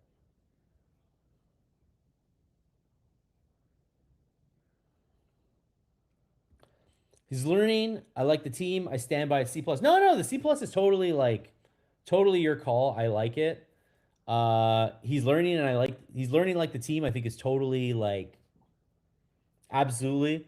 But I will say that the team is, I think, a little more advanced than sometimes we say. Like this is a very plausible chance right now that they're going to get to the conference final, making them one of the four best teams in the league this year. And I would say they did not get a gimme to get into there. Like they basically faced two of the toughest teams in the league to get there. So I do think that if they do make the next round, I think we could probably put to bed the like they are they're just a sad little meek rebuilding team, and we can say that prime time has arrived for them. One thing I will say, if we can beat up Buffalo in this series, giving up the first goal against the Canes regularly will kill us. Uh, Pretty much everything will kill them against Carolina. Uh, our stellar record against Carolina is non factor. Yes, playoffs. Uh, Look, I don't even want to get to Carolina yet. We'll have plenty of time to talk about Carolina. Should the Canadians get there, but I will say that while Tampa and Buffalo, I felt Montreal had a very good chance to beat either. I felt that all three teams were pretty even in the regular season. So once the playoffs hit, that's I was like anybody can take them. It would take a lot of extra bounces for the Habs to beat Carolina. I think unless Carolina did meet two pretty weak teams on the way here. If they're just like not, and they're gonna get a 2 week break, are they just like not gonna be game ready? Uh, Bob, you're asking where Harry is. Harry said he's at a meeting tonight. Harry's at a meeting tonight. He said he's coming later. Isn't that what he said? I thought Harry said he was at a meeting. He was coming later. Let's focus in on Tony for. Yeah, yeah, yeah. No, no, no. Let's not even get to Carolina. Let's not even get to Carolina.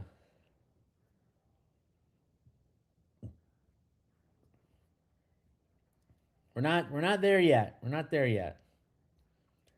Hit the like button. Yes, thank you, David. Everybody hit the like button. I'll take that. But Buffalo has been. You know what? We talk about the Canadians being a young team. Buffalo Sabres are also a very young team. They're a young team with even less playoff experience than the Habs. And I do feel like some of that has become apparent. The Habs do look like they've been, or sorry, the Sabres do kind of look like a little shell shocked. They don't, the Canadians have had moments where they haven't played very badly or where they've played badly, but they've bounced back. Whereas so far this series, when Buffalo has, you know, made a mistake, they haven't quite bounced back. Their body language is, I find, a little telling. Side note, what dog do you have? I have a miniature pincher.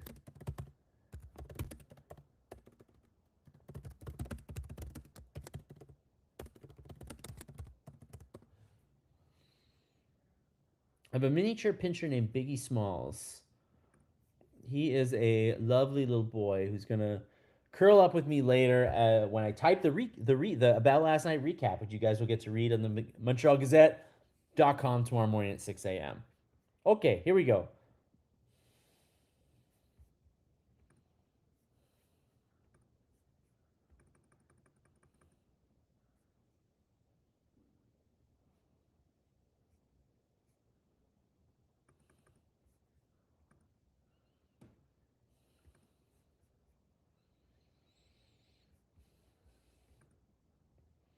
Dobson is someone who I'd like to see have a better second period. I was not a fan of what I saw in the first. Did a nice job clearing the puck there, but nobody to really support him, and then kind of got caught a little in no man's land. So he's still like kind of getting his sea legs. I find Dobson. He's not quite. David Darcy says, "Great to see Marner proving he can turn it up in the playoffs. The Leafs must be sick." Yeah, I was watching Steve Dangle on that, and he was like, Marner was not good with the Leafs in the playoffs, and it's like now he's good with the Vegas Golden Knights, but like, what do you want to? But he wasn't good for the Leafs in the playoffs. Like that is there's historical records. So what do you do? What do you do in a moment like that? You have a rescue cat named Jack the Tripper. I like it.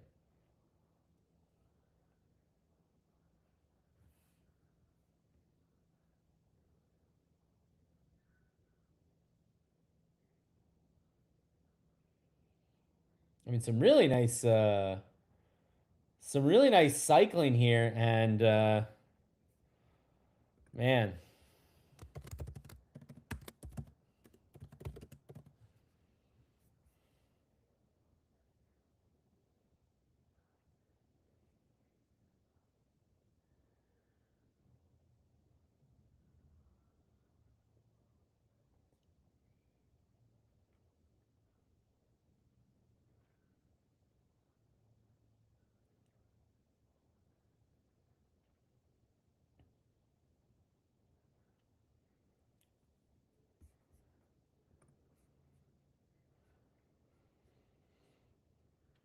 one more goal should put a bow on this one.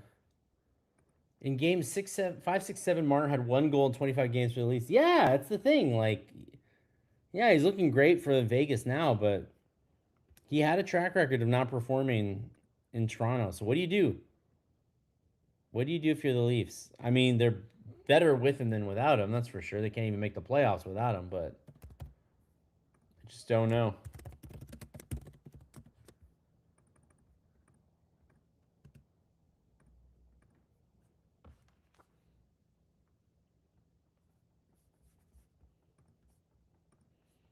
Well, back on the power play.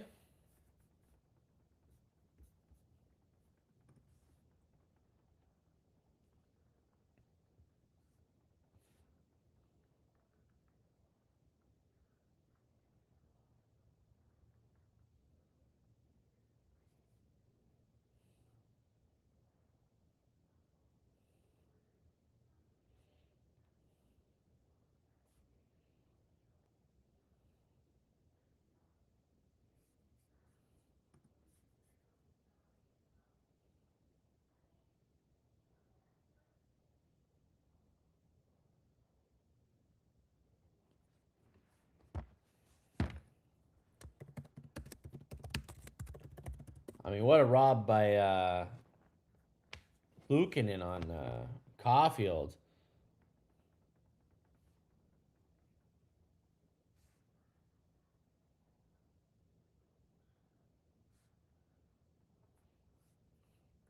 Mark says, "I'll take Demidov off the power play." Who'd you put on? Who would be Oh, Caulfield again.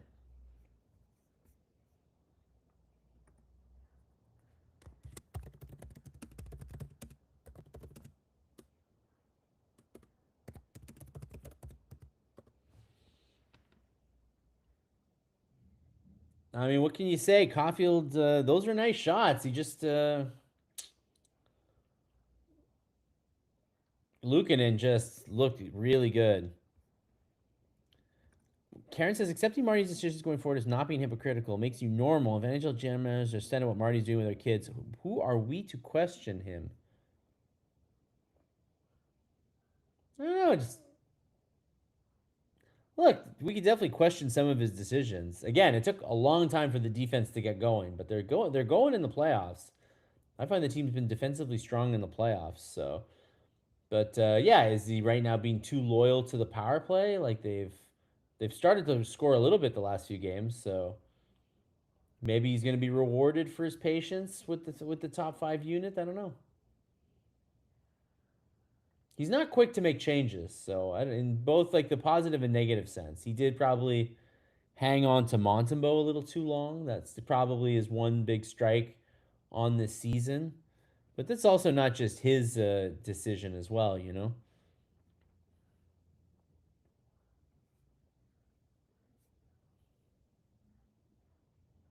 Well, we are back to 5-on-5, so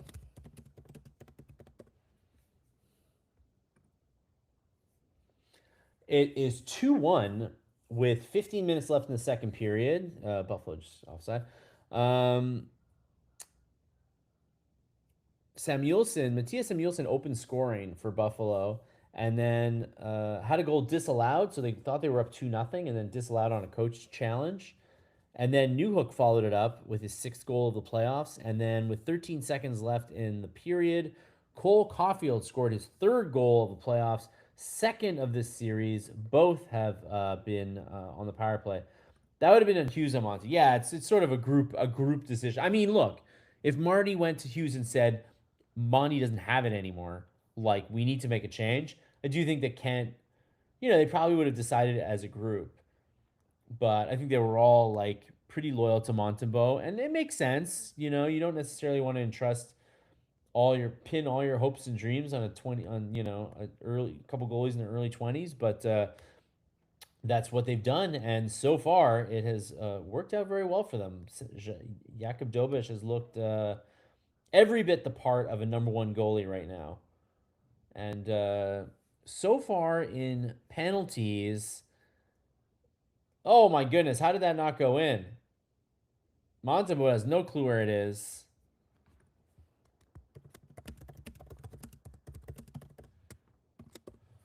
No idea how that puck stayed out. Interesting to hear Toronto TV announcers telling Ruff how to coach. Ruff, do this. What are they telling him? Mm. I guess I am listening to the Sportsnet broadcast. I don't understand how Dobish kept that one out. Oh yeah, they just puck was bouncing. They couldn't get the puck going.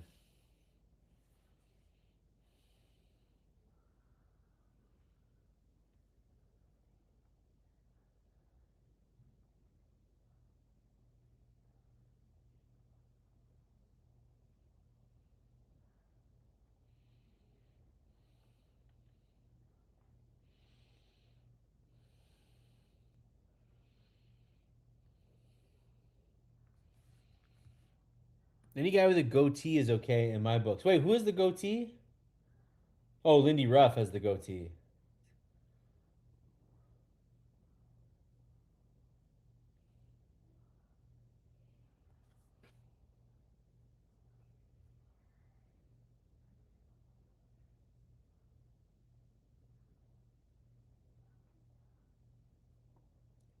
Well, that's going to be a power play for Buffalo off a high stick.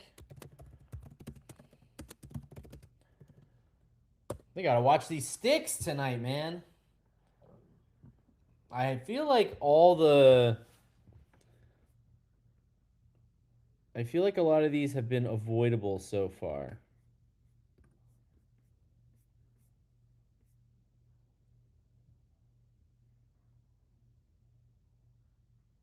Yep, it is indeed a double minor.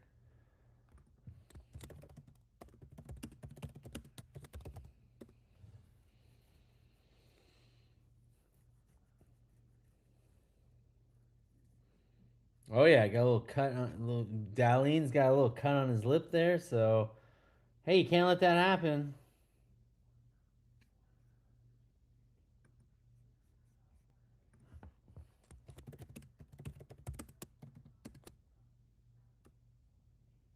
And Dahlin gets to stay on because not bleeding enough for a penalty, but not bleeding enough to get taken off the ice.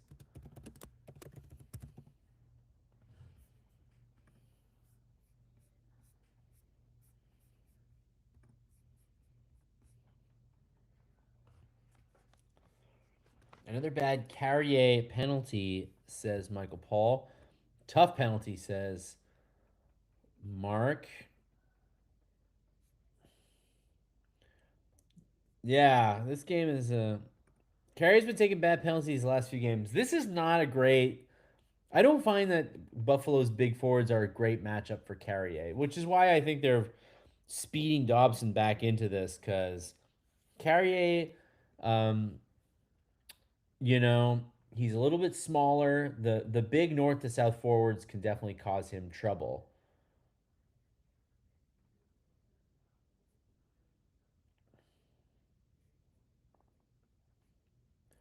This game is a learning experience. You don't want to let Buffalo go home tied 2. No, you definitely. This is a good. This is a very good test for the Canadians. You guys know Glenn Ross. Always be closing.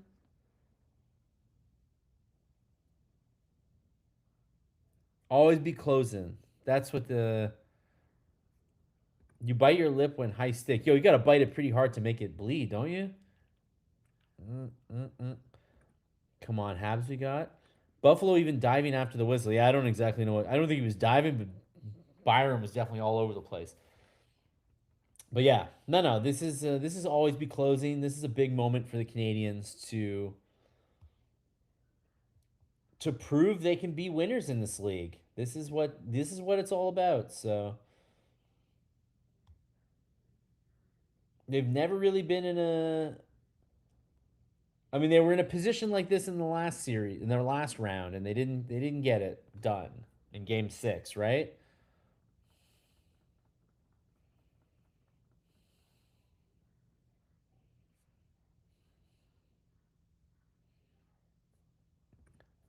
David says a new hook, Shorty. I can feel it coming.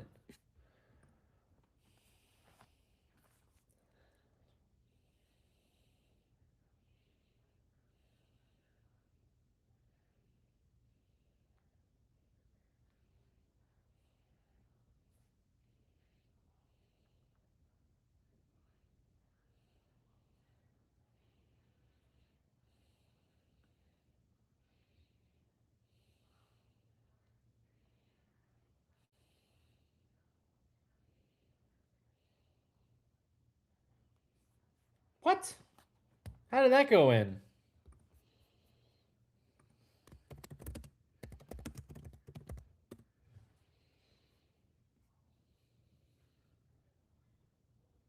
Yeah, hit the Zamboni entrance.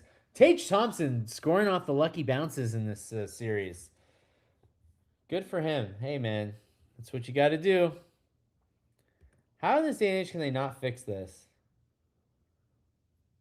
Wow, off the dump, just off a total dump in the corner, rings around the Zamboni entrance, and it's in. Very, very, very strange.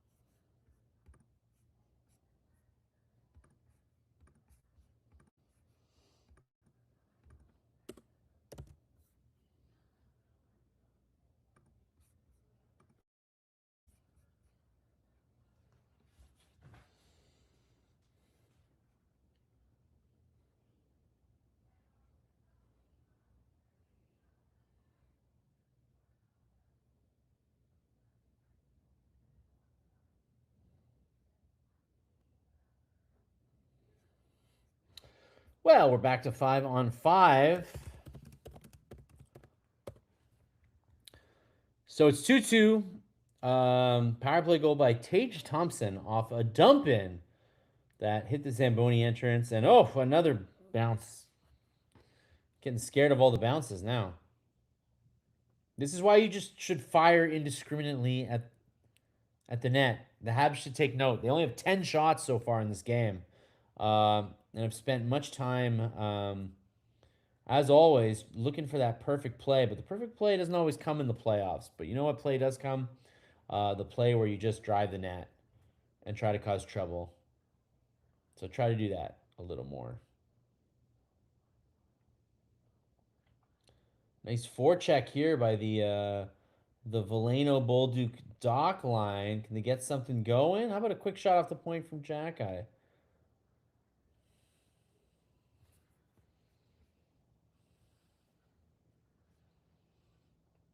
Crowd was hollering for a penalty after Doc was taken down, but got to see some 5-on-5 play at this point.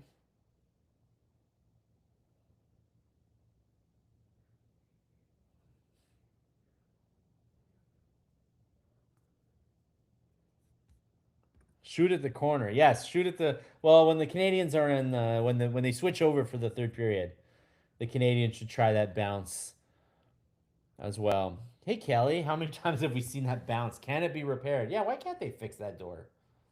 What the hell's up with that door? Do you think if it costs the Canadians a Stanley Cup one day, Jeff Molson will be like, just pay whatever, fix the damn door.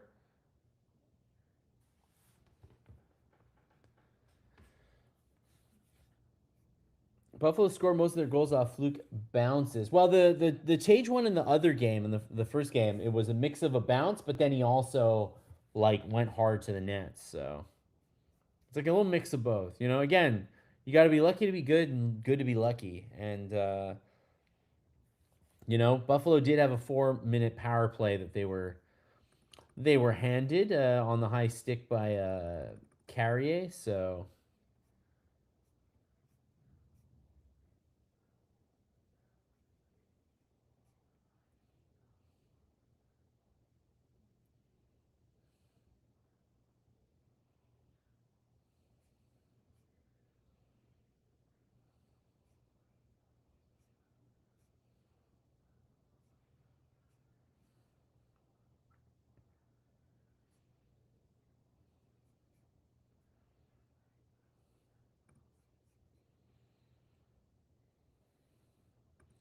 the Sabres carry blades in their gloves like wrestlers to draw blood. That's my theory. Well, they're called the Sabres for a reason, right? They are blade. They are blades. They are not men. They are blades. They're the Sabres. That actually takes skill. This goal was just a bounce off the boards. Hey, man, it happens, though. Remember when Chara hurt Pacioretty running him into the glass? They did fix that. They did add a little foam, I think, among other things. Look, Thompson celebrating like he did something requiring skill. It still counts, though, so the Habs need to take them out. Remember when Newhook scored the winning goal from the corner and behind the red line? Sure do. It happens. Hey man, anything can happen. Why you gotta fire? You gotta fire the puck. UPL saw the goal and said, "Been there." Has he given up fluky goal? I don't even remember now. Exactly. They're not men. They are Devo.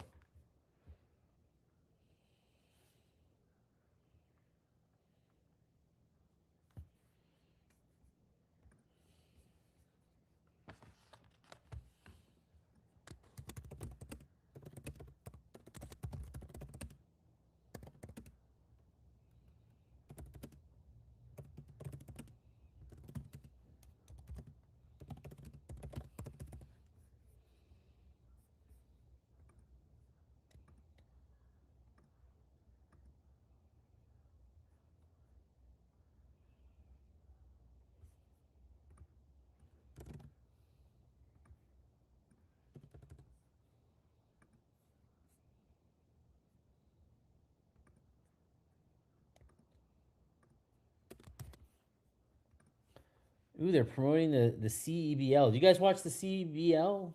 The Canadian Summer Basketball League. It's fun. Another power play coming up here.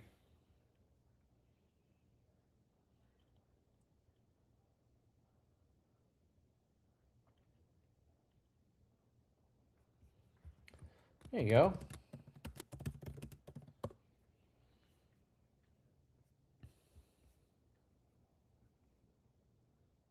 I would like to see Slav pick it up, Mark says. As would I. As would we all.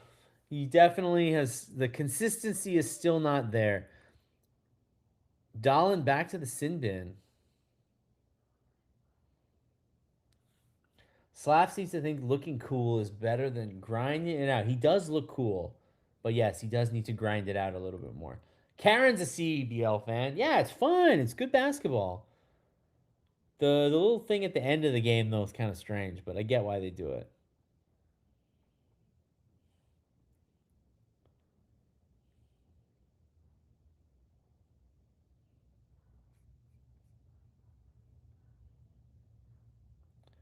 Just realized what the problem of the game is. Eric, get the Expos cap. No, they lost. Game 2, I wore the Expos cap in, or sorry, I wore the Expo cap in game 1 and they lost. That's why I switched. I switch when they lose. So the Canes won game 7 when I had the Expos hat. So I wore it in game 1 against Buffalo and they lost. This power play feels like they're moving around a lot. No, come on, Slap. Please go on the freaking net and stop dipsy doodling. So annoying. There you go. That was a good chance, at least. So yeah, I wore this last game and they won. So I'm keeping the hat until they lose, and then I'm switching hats.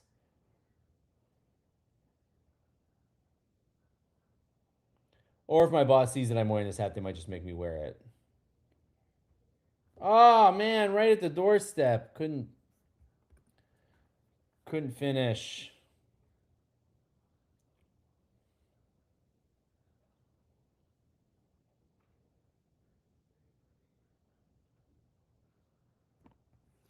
I mean, that was a great power play. I don't know what to say. The result was not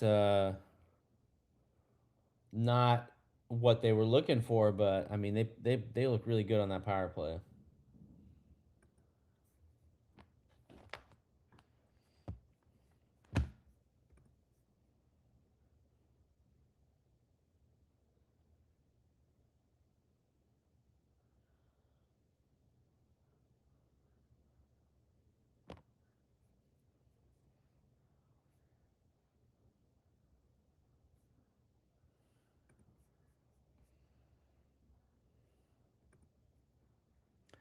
I have a feeling this is going to overtime, and Rabinov says hi. And Rabinov, yeah, I mean, 4 games in the Tampa series went into overtime, and they were tight, tight, tight, tight. This series has not been that thus far, but they're both really good teams. They ought to.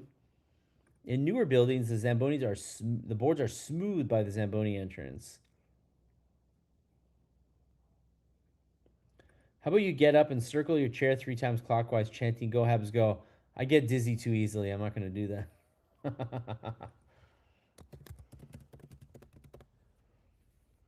Back to 5-on-5, by the way. I missed that.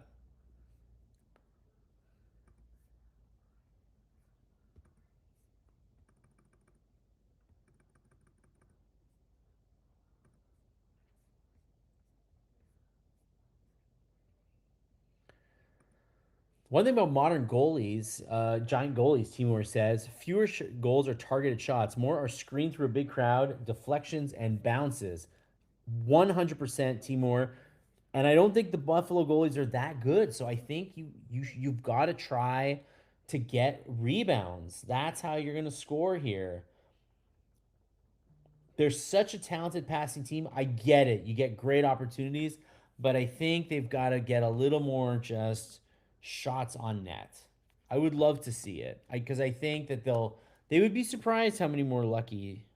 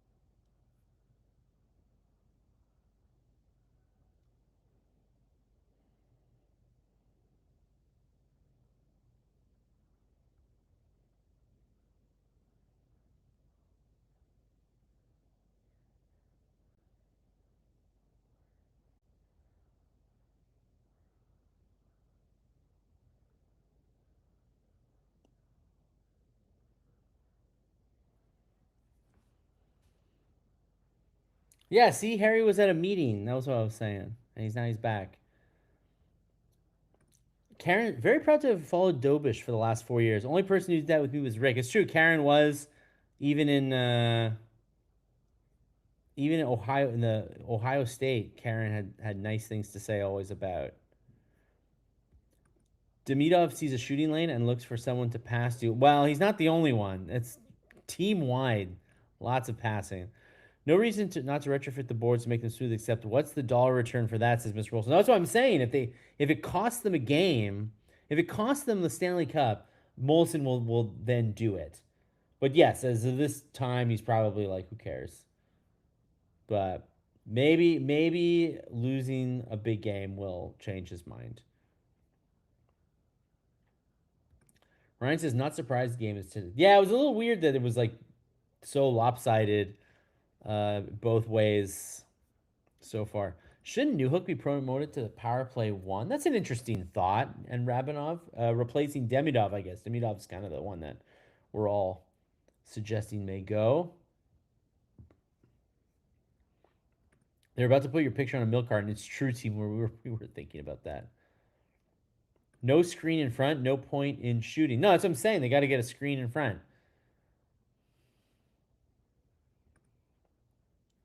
Karen is deep. So you got Karen. You got to tell us who's next. Who's the next?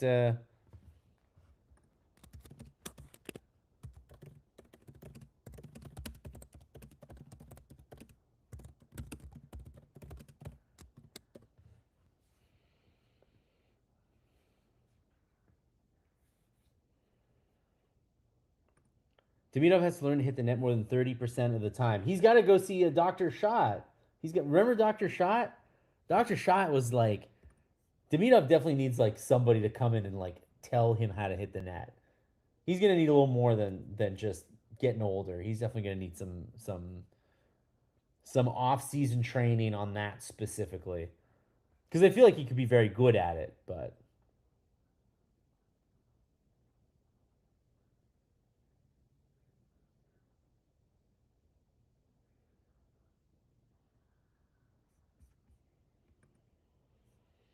well, we've got oh Benson.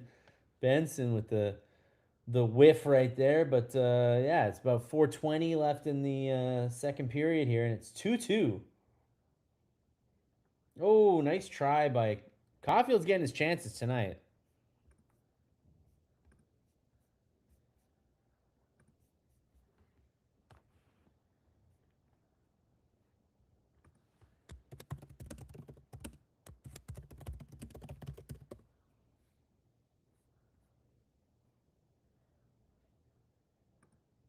Answering way too many texts during the game, getting very distracted. Welcome to my world, Kelly. That sounds about right.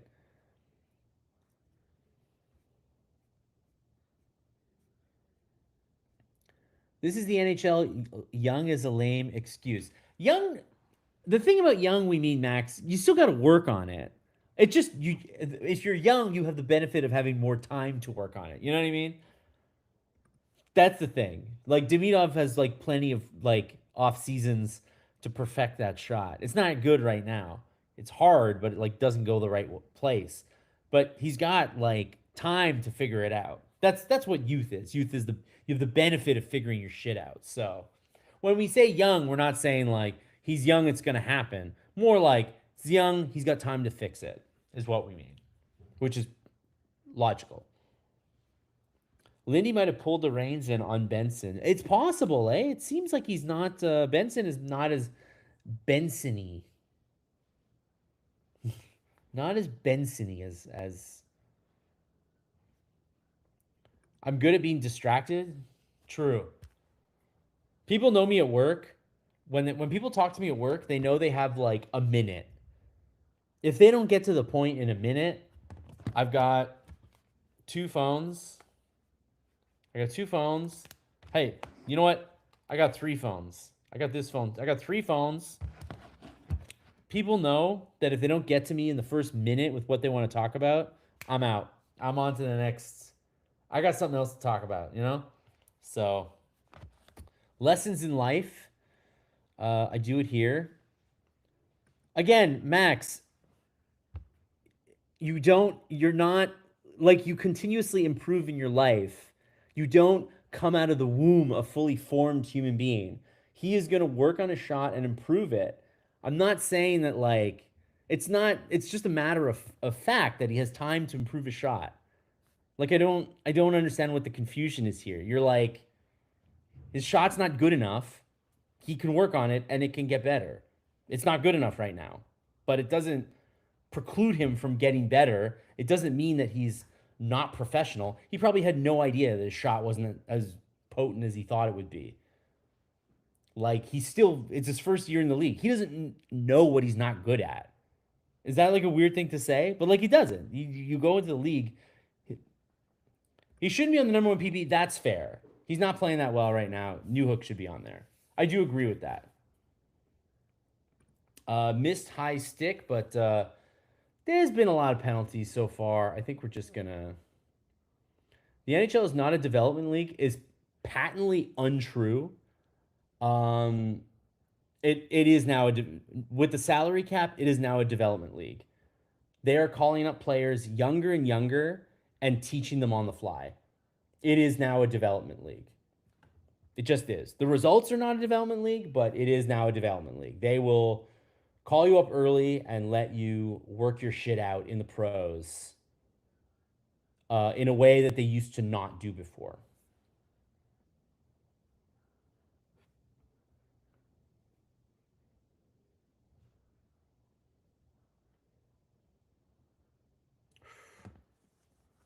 Nice chance for Buffalo.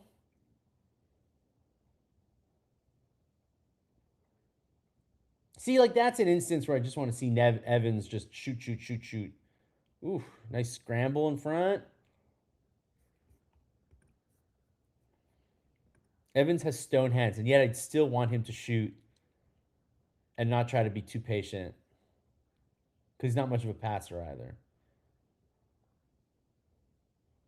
Too many passes. Come on, guys. Speaking of prospects to not underestimate, Konyushkov, a Hudson-like D-man in Russia. Ah, the bobbling puck there.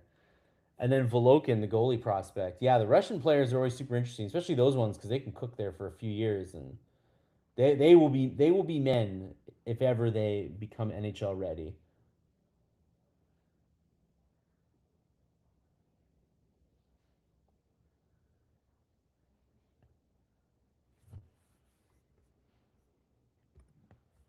That was a nice little stretch for the Habs here.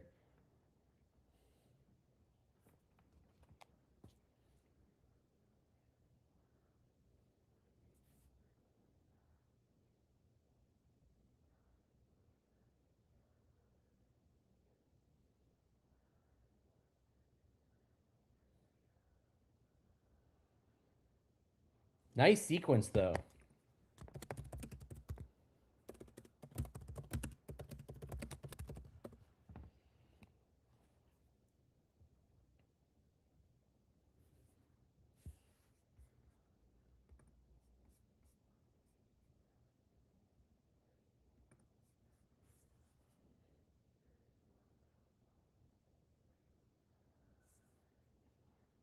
How are the Victoire doing? I don't even know. Let me check. I'm so sad that this is how it's going down. You know what? It's 2-1 Victoire. It's 2-1 Victoire. Karen, literally as you asked, somebody messaged me the score. It was kismet. It was kismet, I tell you. Oh, what a play to keep the puck in the zone, man, for Matheson. And they're gonna ice it down.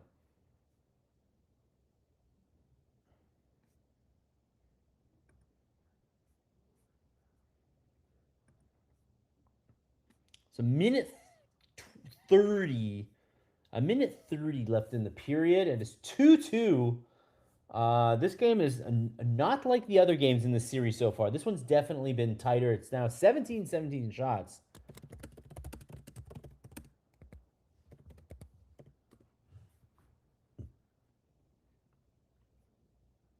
I'm looking forward to the development of Owen Protz. Development of Owen Protz. He's a fun guy. He's a throwback. If Owen Protz can make it, he'll definitely bring something to the table that not only the Habs, but like every team wants. Somebody's down in front.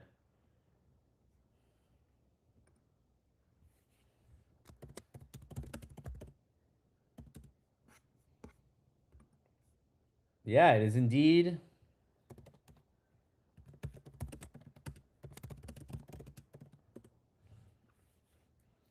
So unfortunately, there's only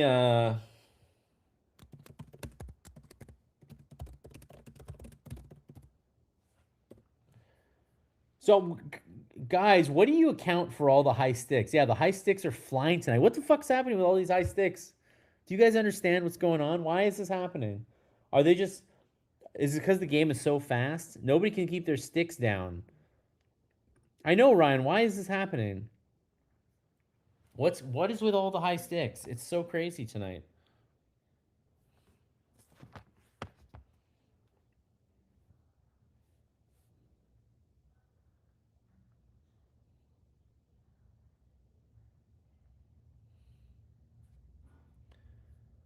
We need to. Everybody's saying we need to score.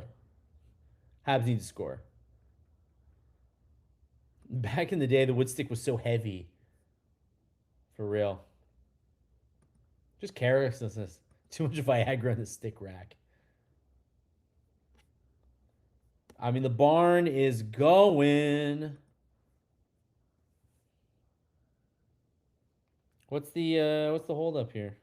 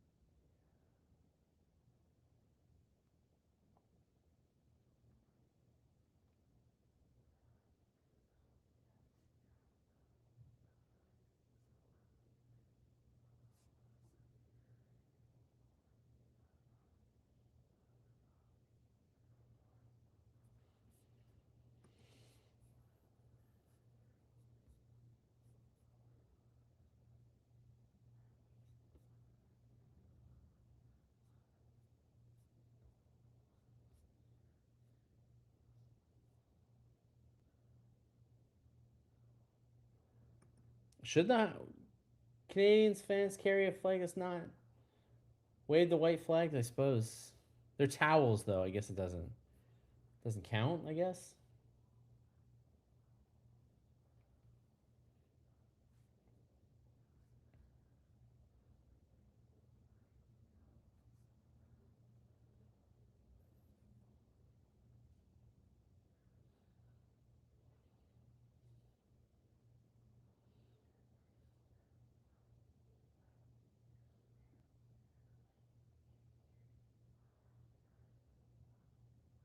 One too many bounces, and this period is going to end tied 2-2. But not without some pretty good chances, admittedly.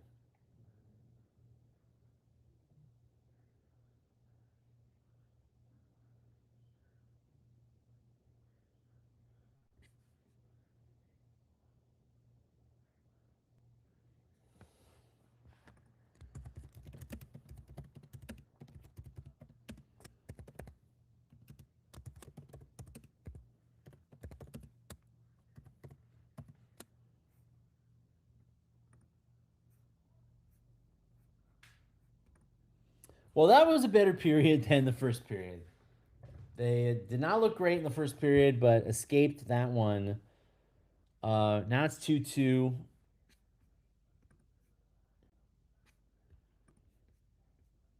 Yeah, they escaped the first period up 2-1, but didn't necessarily play well for most of it. And then, of course, played much better than the Sabres in the second period and are now tied. So them's the breaks sometimes. Envious of the old Leafs and their terrible towels. I think towels are just like easy to make. Easy to make, easy to collect, easy to keep. Slav has been horrible, and that's being polite. Oh my god. It just seemed after game one in Tampa, it just seemed like he was going to be so good in these playoffs, and it just has not materialized. And I don't know why. Slav has a point. He has a point. But at 5-on-5, it just like hasn't been. When you see Slav fall easily, then you know he isn't on. Yeah, that is one good. That is one good way of judging if he's on his game or not. He's just not on his game. I don't know what the deal is. I'm surprised that Marty changed up his lines when needed, but not the first power play. It's time to make adjustments. Well, they have scored power play goals in consecutive games now, so you'd be forgiven. He'd be forgiven for thinking that they were like on the precipice of coming out. But if they don't score on the power play to start this third period, I would be pretty disappointed.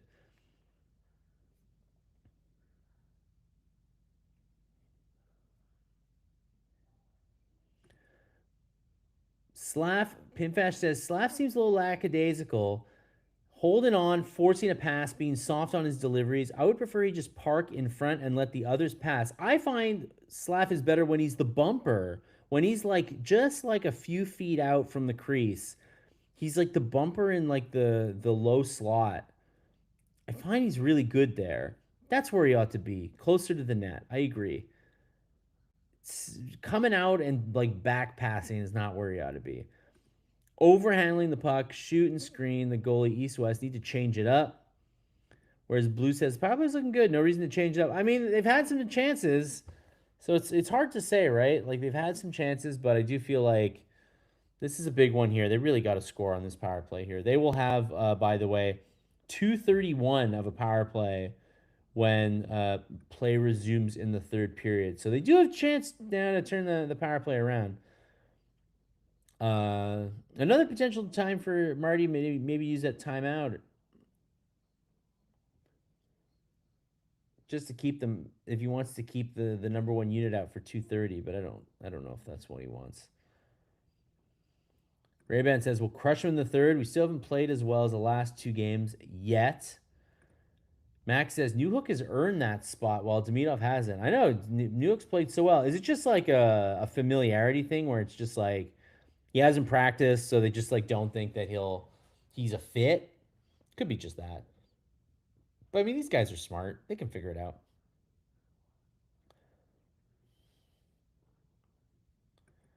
Not change, but maybe tweak, Pinfesh says. Keep the same unit, but alter the setup. The play is dying when it goes to Slav so far. Yeah, exactly. Make Slav the finisher. Don't make him the passer. His passing has not been sharp, but you can keep him on. I think the hit on Slav. Wait, here's this. David says, I think the hit on Slav has wrecked his mental state. His constant reverse passing is starting to annoy me. Slav took two big knocks in the first round. No doubt about it. Got one punch KO'd from Hagel, and then he got by Mitchell Crozier at center ice. Got absolutely rocked. Um, is Slav affected by that? I'm not saying he's like concussed, but is he off his game as a result? Entirely possible. Hasn't been the same player since game two of the Tampa series. Game one, it looked like he was taken over, looked like he was going to be amazing, and it just hasn't happened.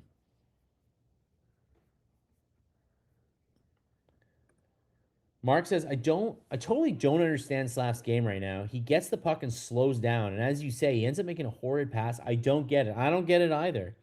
He's playing so well this season. Where's this Slav coming from? I don't know. Phil says the drama in this game, drama in this game, drama in this live blog. Yo, you guys are bringing the drama tonight. We are a tense bunch tonight. We all got our underpants in a knot. Two big saves on Cole were game changers. Those were great saves by Luukkonen. Already swapping Lyon for Luukkonen as paid dividends. I think if Lyon were in nets, this series would be over. Just about over. Newhook is not great on the PP. That is also true, but he also Didn't score as much as he's scoring right now, so I swapped Demidov for Newhook. Phil smells OT. He plays the second power play, so it's not so foreign to Newhook. That's a good point. He does have power play time under his belt. He's not totally out of the blue. I've seen too many behind the back passes that make my stomach churn, Phil says about Slavkovsky. We've had far more power plays in Buffalo, which is not great. Refs will try to even it out. We need to score on a PP and then be incredibly disciplined. Totally. It could get really, really nasty soon. Not looking past this game, but if I were, I don't want to play Mini. Yo, is Mini going to eliminate Colorado? That's crazy if it happens. He may be seeing ghosts after they get smoked. Like QBs after they get smoked. Oh, you mean, yeah, you mean like a quarterback. Yeah, he is. He does have a little bit of that dazed and confused look right about now.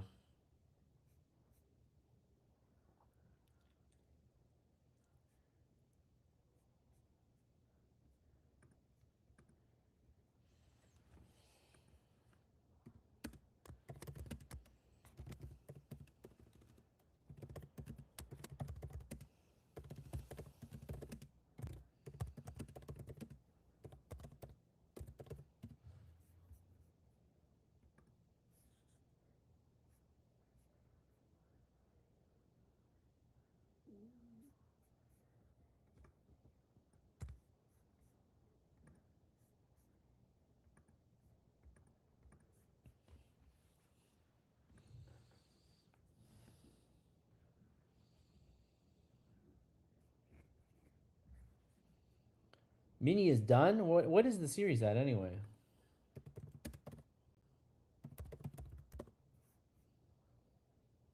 Oh, Colorado leads 3-1. I thought it was closer than that. I guess not.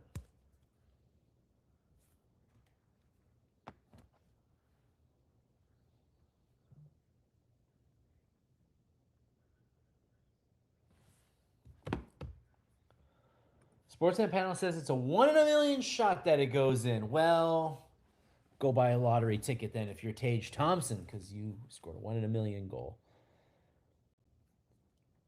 If the Habs win 4-2, Slav has more shots than Jack Quinn, and we get more shots, you will win, Karen, 117.50. Gamble responsibly, please, Karen. Um, Money is, you know, don't lose all your money, basically.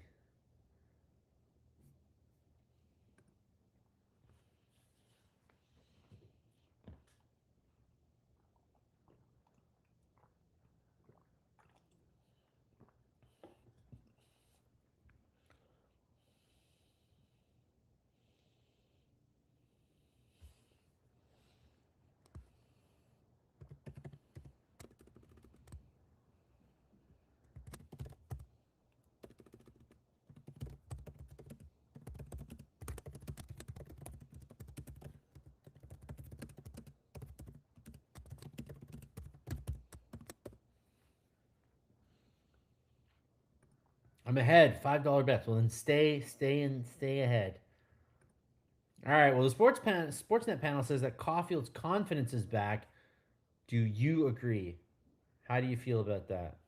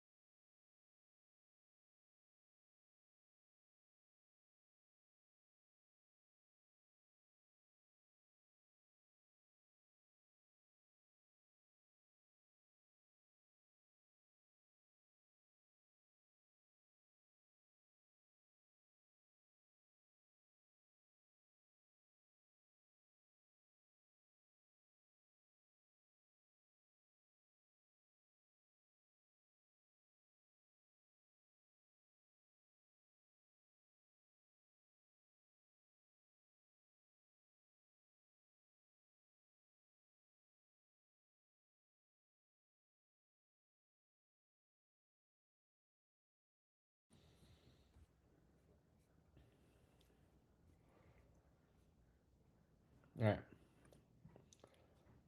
Anaheim keeping up with Vegas. Vegas don't look that good. Sharks. I'm a Sharks guy. I think the Sharks can be good, really good. Is Caulfield's confidence back? Yes, Karen says. At one point, Karen was up over 2,000. That's pretty good. Mark says, yeah, Caulfield's look good this game. Kelly says, Caulfield's back and he's feeling it. Mark says, nail bite period coming up. The picture of Lane with the basketball player, yeah, Olivier Rioux is crazy. It's amazing. Olivier Rioux is, 7'6"? Lane goes up to his belly button, basically. Anaheim looks very good. How much do you think their fans are mounting of all the people that doubted the Seneke pick? Yeah, that looked like a really good pick. I would say Demidov, Seneke, man, you could not go wrong in that draft with either of them. Now, Katie Lindstrom for Columbus, I think they may have gone wrong, especially if you can't stay healthy. And then Levunchav may have been a little premature. So those picks may come back to bite them. Rick Wood says, I brought up Cole Caulfield in the game I attended in Buffalo. He was doing a lot more skating, shooting, passing. We don't always notice on TV. Mark says that he thought that the Lane Hudson photo with Olivia Ryu was photoshopped. When I first saw it, you'd be forgiven for thinking that he is incredibly tall. Caulfield is shooting more, getting more chances. Tallest teenager in the world at 7'7". I think he's 7'6", and he might not be a teenager anymore. He might be 20. He was a Florida Gator. He's now at. He transferred over to UC Irvine, which is a place where he'll probably get to start, whereas he would never probably would have started in Florida. So best of luck for his career, Olivier Rioux. When you are tall, things can happen for you. The Sportsnet panel aren't exactly geniuses. 80 games times 50 shots times 32 teams is just about 132,000 shots for all teams the whole season. But what is sport without silly hyperbole? Timur, I don't think when they meant a 1 in a million shot, they meant a literal 1 in a million. I think they just meant the expression 1 in a million. Like, it's very unlikely that this would happen, I think is what they meant. By the way, fun science thing that I learned this week. You guys might already know this. Did you know that the statistical odds of being able to um, when you shuffle a deck of cards, 52 cards, getting the same order 2 times in a row is basically so statistically impossible that it's probably never been done in history? That doesn't sound real. I was like, are you kidding me? Like, they're shuffling cards in Vegas 1,000 times a day. But no, it's like 8 with 60 zeros, something to that effect. Like almost a Google, almost a real Google of mathematic probabilities with a deck of 52. So apparently, it's quite possible that in the history of mankind, the same deck has never been shuffled twice. It doesn't sound real, does it? But apparently, it's true. So the odds of basically, in conclusion, the odds of you shuffling the same deck twice, very unlikely. The odds of you dumping in a puck and having to hit the Zamboni entrance and go in the net, slightly better than that. Right. I think it's been fairly even, the game. On the shot clock, could not be more even. It's 18-17 Montreal right now. After the Habs outshot them 10-5 in the second period. But both teams have had their chances. It's been very back and forth. It's tied 2-2. Back for the third period.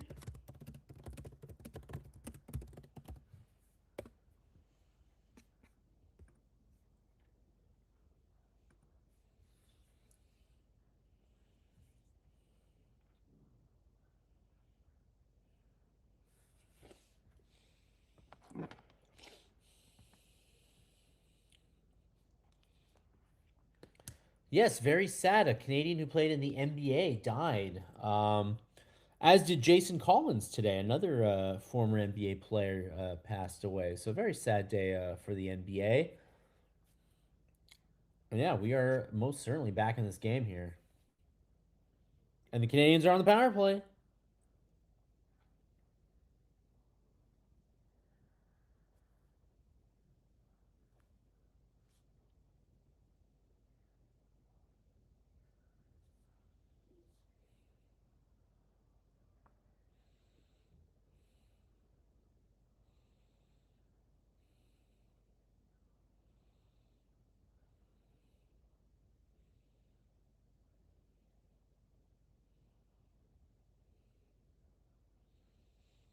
Hey, at least he shot the puck.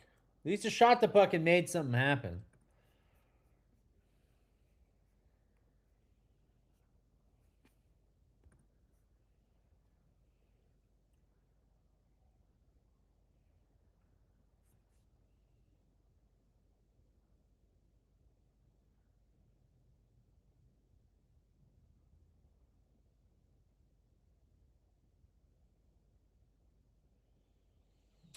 Nearly squeaked through, as you can see on the replay.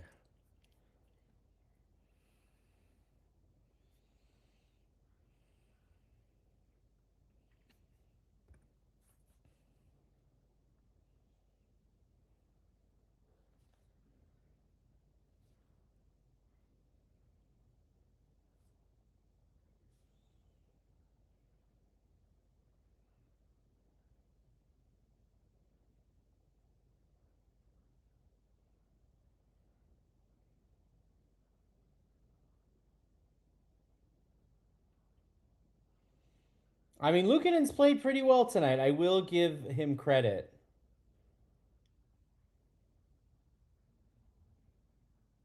Oh, hit the. I was like, what happened there? Close doesn't cut it. I mean, I'm not projecting an opinion on whether close or something wasn't. You know what I mean? Like it was close. It was close to a goal. I don't know. We're not gonna get to this point where it's like if they don't win 10-0, we're all gonna be like angry and pouty. Like it was close. It was what it was. It wasn't enough, but it was close.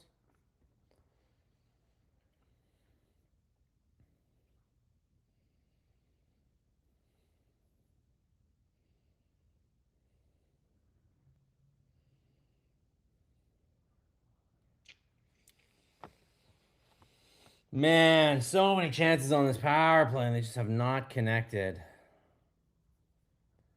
How many chances, indeed? They have absolutely set themselves up in a position to score on this power play and have not been able to fucking connect. Ugh. Will they come to regret not cashing in on this power play? Because this power play is now over.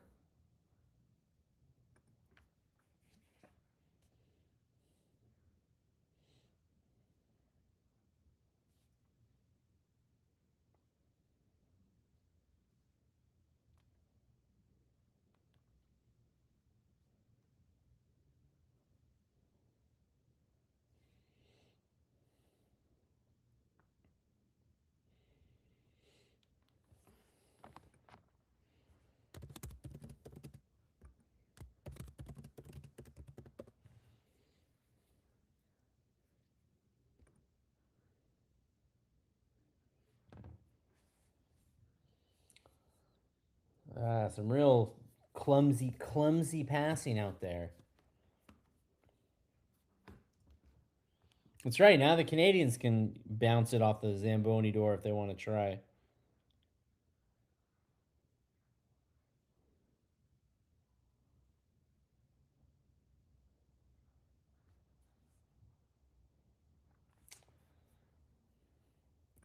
Dobson and Matheson should never play together.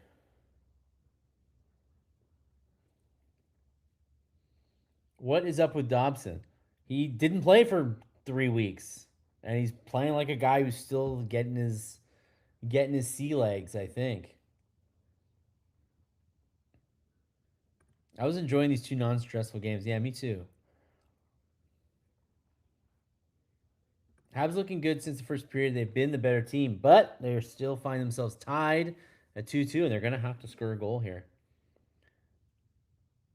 2 shots on a 4-minute power play is not enough. It's too much passing. They really should just like. They're trying to get Luukkonen moving, but like I don't know. At a certain point, they got to just try to get a rebound here. Yeah, we have to do it the old-fashioned way. By that, I mean any way possible. Yes, they just need they need their Zamboni goal. Like they just need to fire away. I mean, you knew this was going to happen. There will be a Buffalo power play. Had to happen. Dobson managed to play together. No, they should not. Short-handed. Game right here. Well, I don't know if it's the game right here. It's still early in the third, and I think both teams are capable of scoring goals. So I'm not too like, but they definitely need to try to keep the puck out of the net. That's for sure.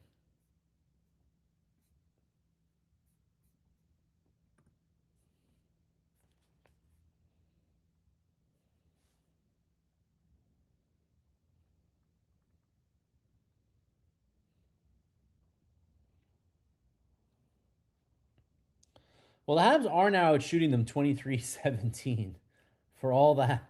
For all that.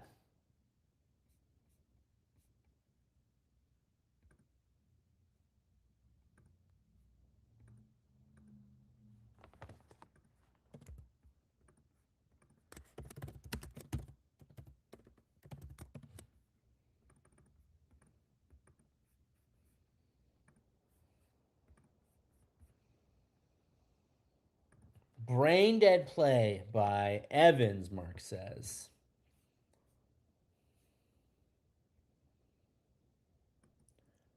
Luukkonen looking a little bit like Dobish at the moment. Hey, he's moving really well. He's another big dude.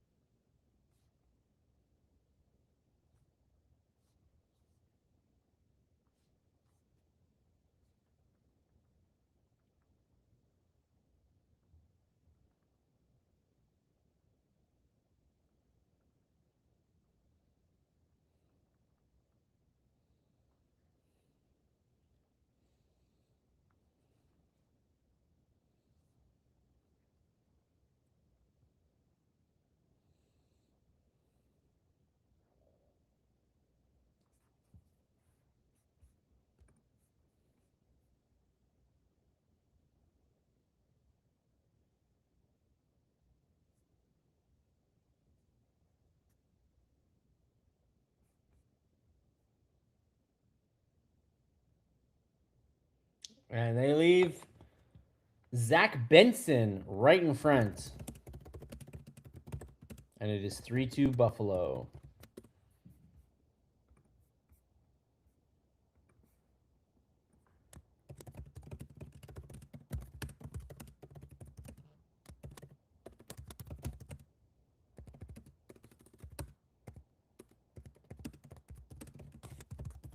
Not a great showing on that PK.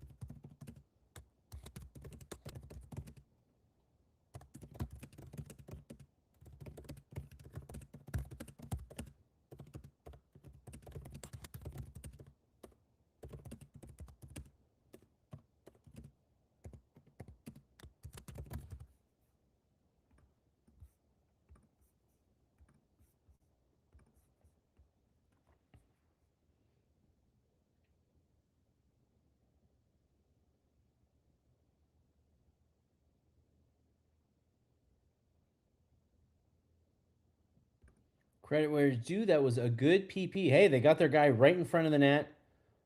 That is, what the Canadians have not done on their power play. They've stayed to the outside, tried to do cross ice passes, and they needed to simplify things. Maybe the Habs can learn something, or they can keep passing it 5,000 times. The passing is definitely getting to us all, I think.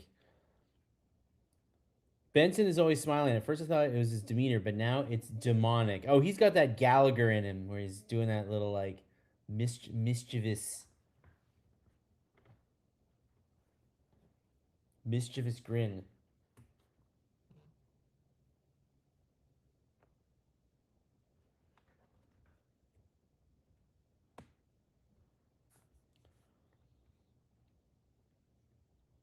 We have another Talifer. Oh, it's his son. It's Mark's son. When you look at all the cross ice passes on the power play for 4 minutes and don't shoot, what do you expect? Oh my God, coming in with the heat. Coming in with the heat, Oliver. Love it. It's the little things. Caulfield gets a puck. Sabre closes in, hands it right back. All right. Canadians are not looking good so far in this third period. Can they, still just a 1-goal game, can they come back here? They were looking very good towards the end of the second period. Benson is haggling us, which is both a good and bad thing for them. Obviously, Benson producing is good, but they're going to need more production out of the rest of the team. And Tampa never did get enough production out of the non-Hagelites on that team. So is Marty going to put Galley back for a quick first period goal in Buffalo? I find it unlikely that we're going to see Gallagher, but hey, we might. Heading downstairs, Karen, thank you so much for joining. Pop back in at the end of the game and give us your post-game take if you want. And Dobesh, oh my God, Dobesh just saved this game.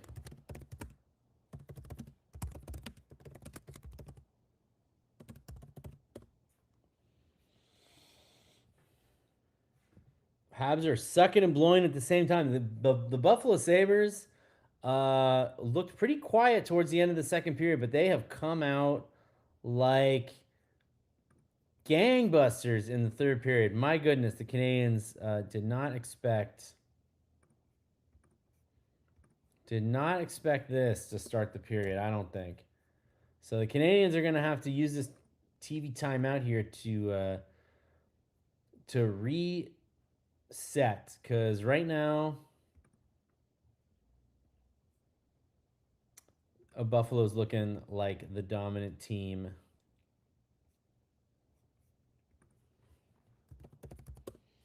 But that was an amazing save by Dobesh.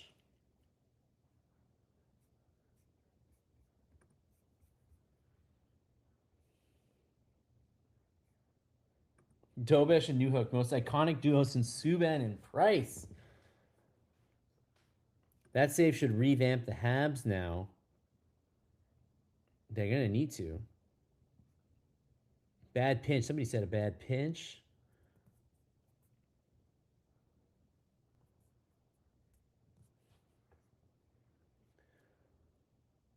Dobesh splits. Habs PP killed some momentum. Yeah, exactly. Habs not scoring on the power play definitely put them on their back foot. That was a really bad way to start the period, I thought. They had a really good chance. Really good chance to go up, and then now they found themselves down. But hey, this team has the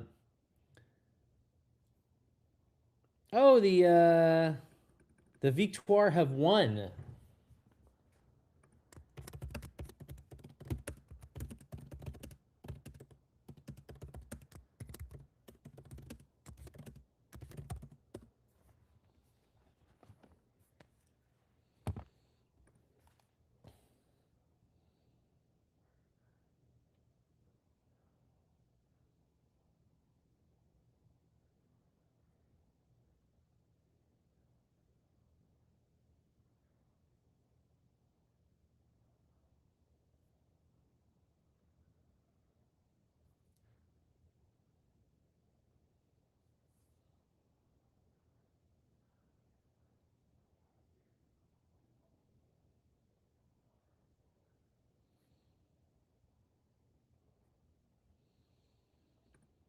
Really disappointed with Slav so far, as am I, as I think we all are. And then Nick Suzuki is knocking. He's been all right.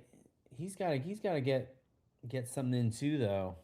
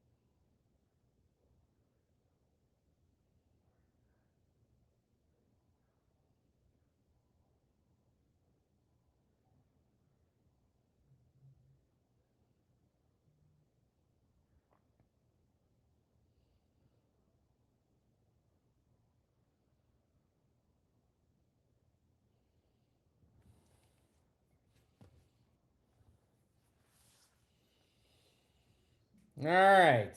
12 minutes left now in the third period. The Sabres have taken a 3-2 lead. Canadians failed to score on a double minor, as the Sabres did earlier. Uh, oh, nice try by Texier, though. Nice try by Texier.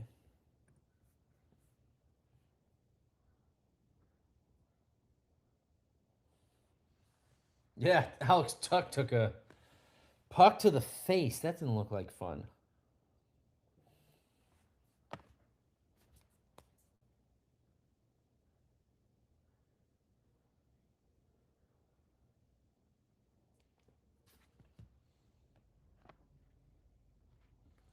Hey, hey, hey, you guys, be nice to each other.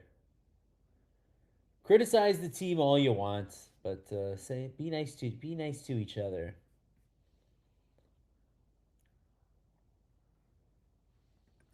Guess we've reverted to the regular season of waiting for the last 2 minutes. Oh my god, another just like bleh pass. The passing has not been sharp. Yeah, exactly. Good pass, Tex. You guys are bringing the sarcasm now into the chat, which is always hard to parse from reality sometimes. But I know we're in the lead for ridiculous back passes. Montreal Ottawa in the PWHL final sure is Timor. American ownership of the House League will be pissed. They sure will be pissed off that Minnesota didn't make it, but the hockey will be good. It'll be a really good series, so they should hang their hats on that.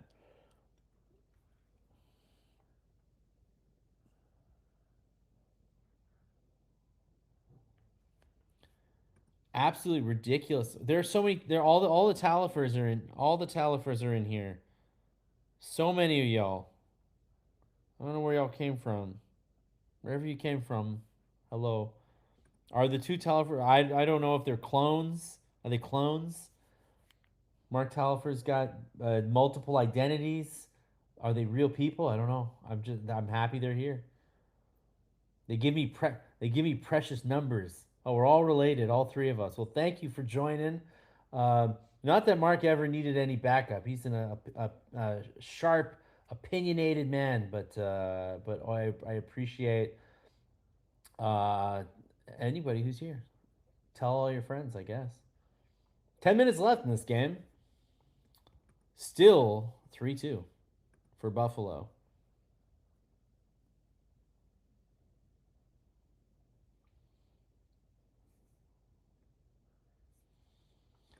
Ruff definitely made the right call with the goalie change. Yeah, this game is not what it is. And now the Canadians have to watch out though, because Luukkonen is, when he's on, is an excellent goaltender, and if he's on, they got to watch out. It'll be really, these could be some real tight battles.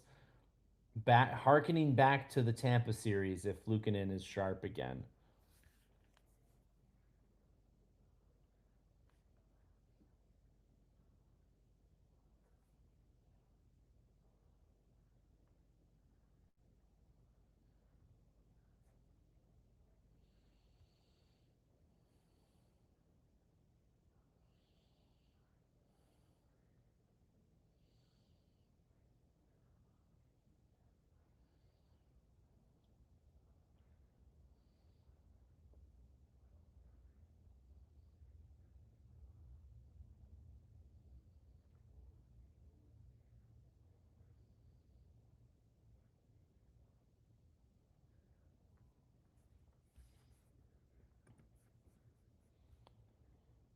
Bandwagon playoff fans. Hey there, nobody checks your ID in the bandwagon, so it's all good.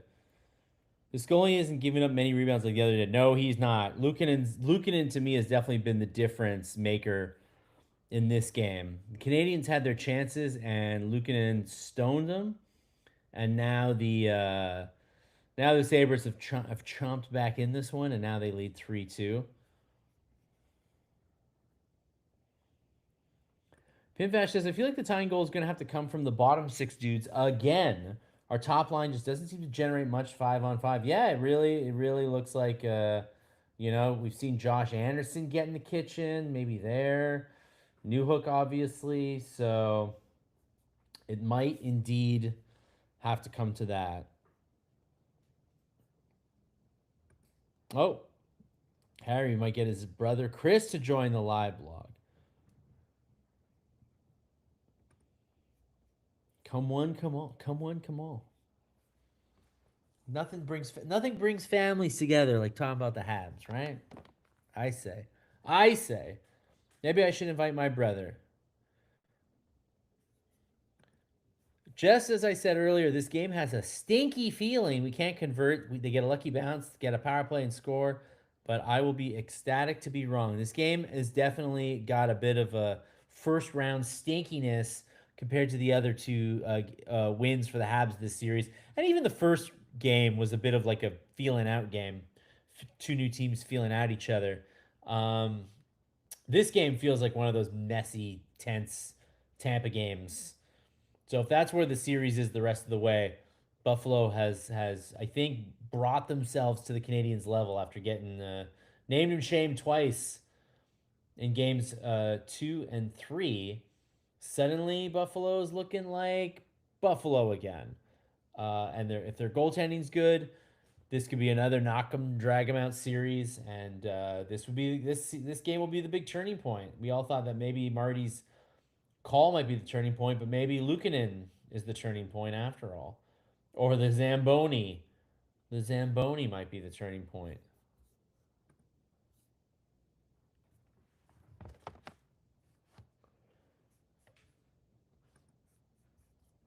Oh my God.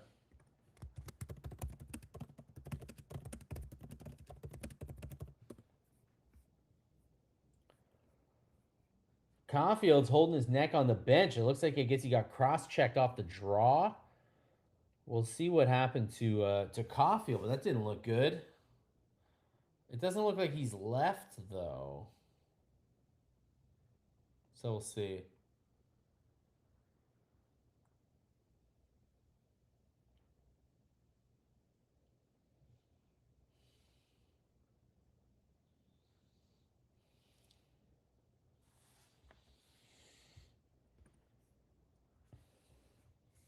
Well, we've reached below the 8-minute mark. Still 3-2 Buffalo.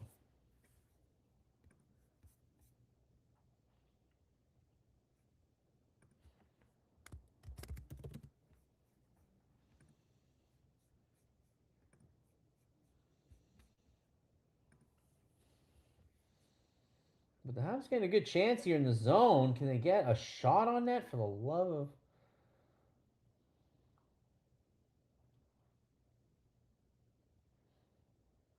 Two blocks for Buffalo.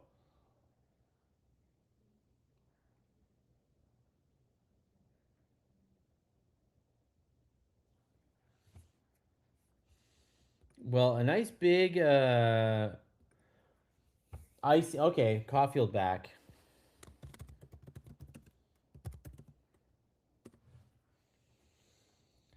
Buffalo in shutdown mode. Nothing getting through, but this is a good opportunity. If the puck's in the zone, you have a chance. If Buffalo is just going to sit back and everybody be in front of the net, you've got a chance to try to get a puck through.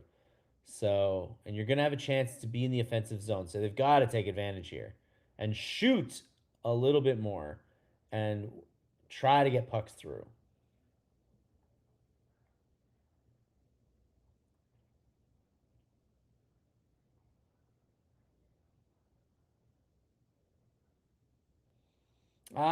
Nice try by the Habs down low, and then Caulfield tried to get the puck back up. We're now less than 7 to play in the third period. Still 3-2 for the Sabres. Benson scored on the power play. It was tied up at 2 after 2 periods, and then Benson scored on the power play. Habs had basically a full, not a full, like they had almost a full 2-minute double minor to start the third. It was sort of cut between the second and third, and nothing to doing. And then immediately Buffalo got their own power play and scored. So now they're up 3-2.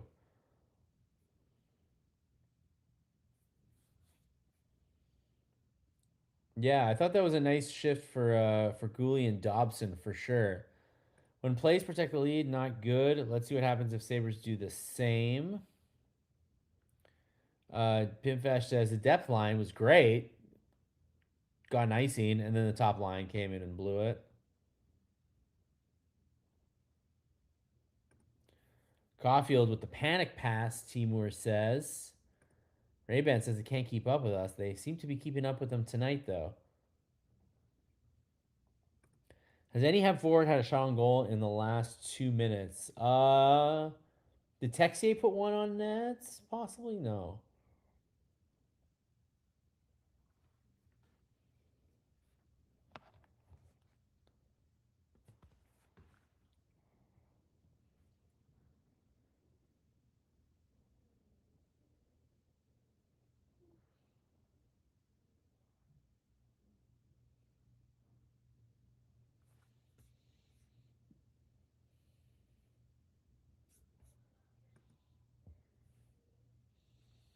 We got 5 minutes now left in the game.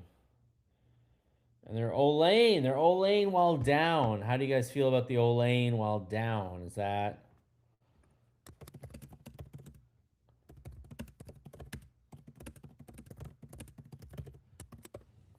Yeah, I was going to say.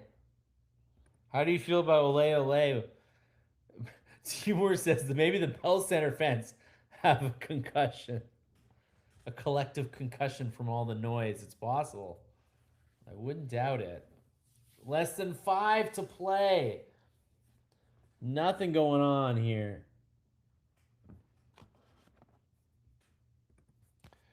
This third period is going in a hurry.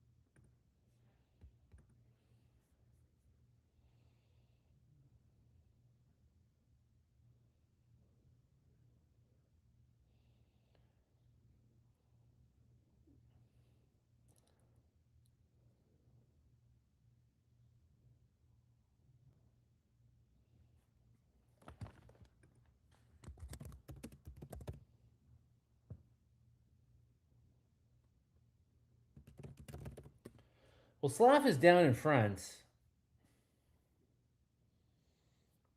I don't know if he's trying to draw a penalty here. I guess he got... Don't look like they're calling anything.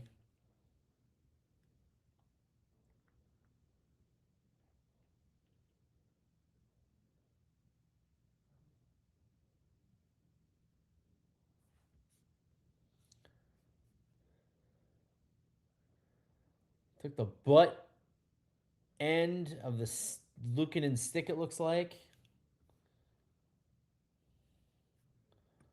Slaps has been horrible since his hat trick. Just brutal. Yeah, since that, maybe that one punch KO from Hagel. Refs will give us a makeup call. It's coming. I'm not so sure. Habs got plenty of power plays tonight. I don't think they're getting another one. The butt end of the stick. Get up, Slap. It's the playoffs. It's big boy time. Refs are not going to bail the Habs out. Go Habs Go is the chant they should be doing. That's true. Not a good night for Slavkovsky. Slav, one of our worst players. It's sad to see. Yeah, just not. I don't know what I thought. Maybe he would turn the corner after the goal in the last game, but no, tonight has not been it for Slavkovsky. It's there's 4:15 left in the third period. It's 3-2 Buffalo. Zach Benson scored on the power play in the third period. Three power play goals tonight total, two for Buffalo, one for Montreal. The first power play goal by Tage Thompson, very funny little goal. It was off the dump in, and then it went off the Zamboni door, bounced in front, hit Dobesh, and went in. It was a total unexpected goal, but there you go. It's what happens. Time to put Galley and a Laval prospect in next game. That should boost the forward lines. Newitt can't score all the goals. Oh my God. Well, who? Isn't it pretty much all defensemen they called up? I guess Florian. You want Florian in there? You want Florian in there? I see what you're doing. I see what you're doing. You want Florian Jack guy in there. Is that who you want in there? Could happen. Won't happen.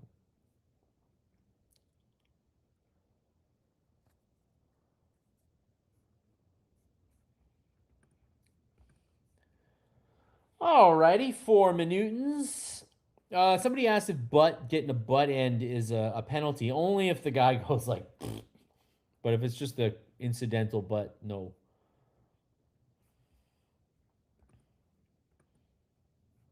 Incidental butt is not a high stick.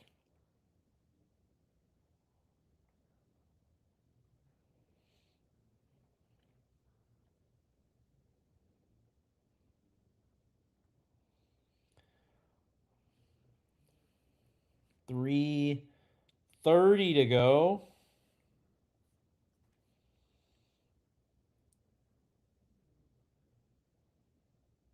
The Sabres are definitely just in shutdown mode here, but they've got some big bodies that the Canes are going to have to try to get around if they want to get back in this.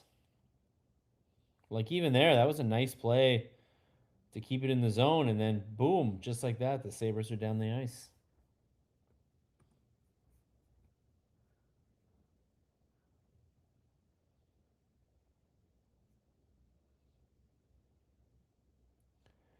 Evan's not a 2C. Kills me every time to see him there. And yet, he's produced. I mean, I'm not. As I've said, he's a. Oh, Anderson with a great chance. Um, no, he's a second 2C in name only, but you can't argue with his production's actually been pretty decent.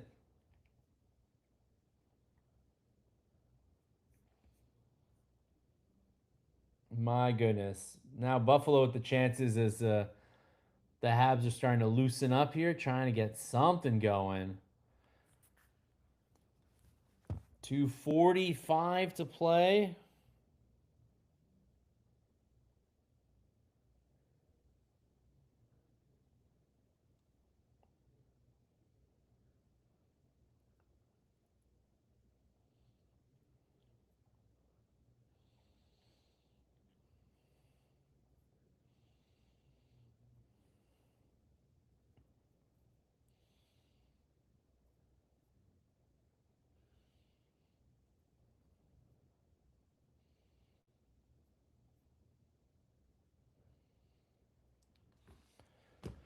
All right, 2 minutes to go here. Can the Canadiens get anything going?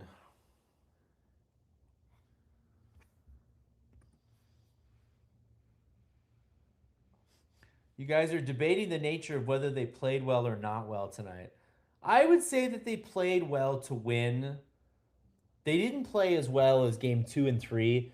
They played well enough to win, but they came up short. They didn't quite.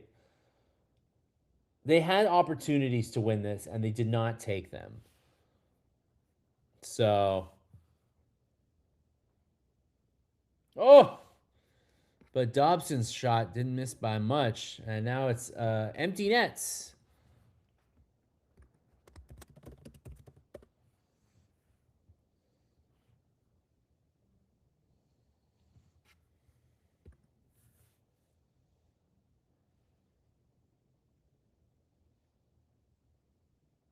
Ah, Dobson at least. Dobson's looking all right now, finally.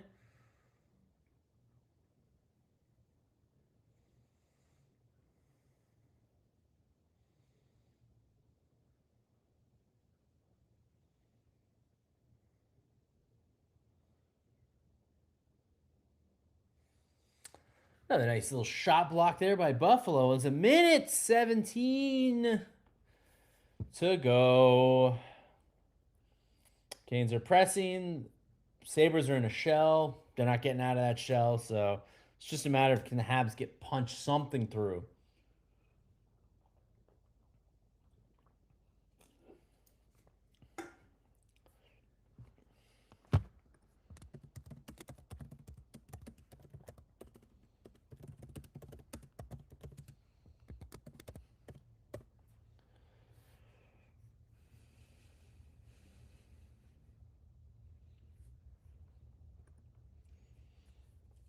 Showing the dumping again. I don't want to see that. Bad memories.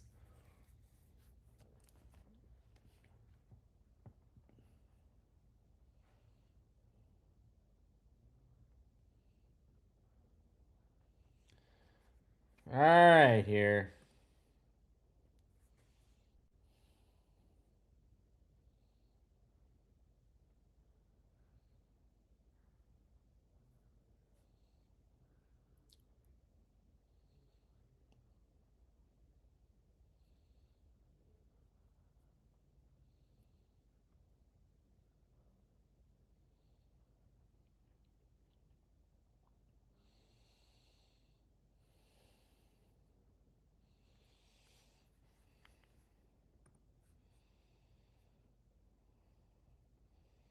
Youpie?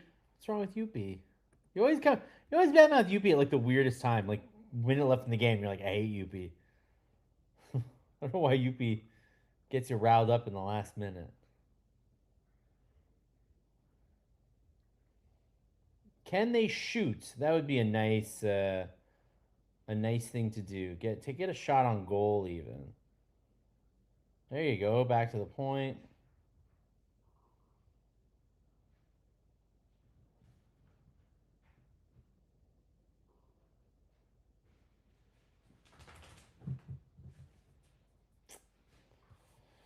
Nope, not gonna happen.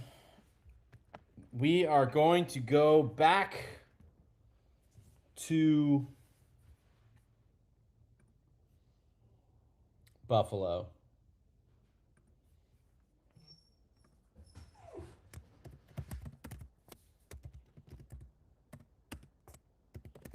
Oh well.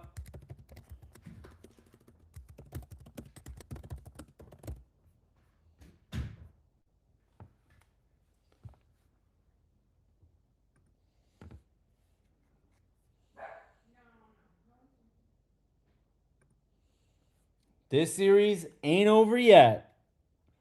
It is tied at 2. The Sabres shake off 2 pretty bitter losses in game 2 and 3 to hand the Canadiens a loss on home ice and take this one back to Buffalo tied at 2. Um, man, I Luukkonen made 28 saves, and I thought was definitely the big difference here. Um, the Canadiens just, have not figured out how to like really like close these ones out. They had a chance, obviously, against Tampa, and had to go 7. And this one might very well go 7 too. They did what they could.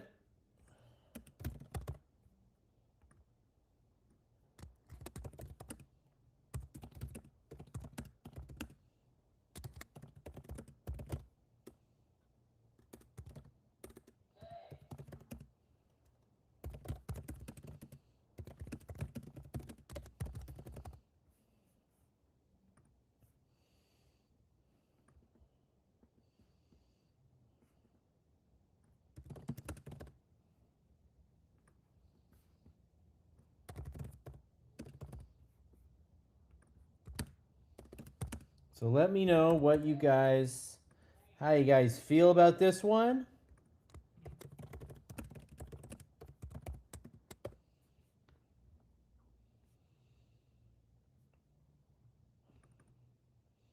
Just let me, I'll get in on some of your thoughts here.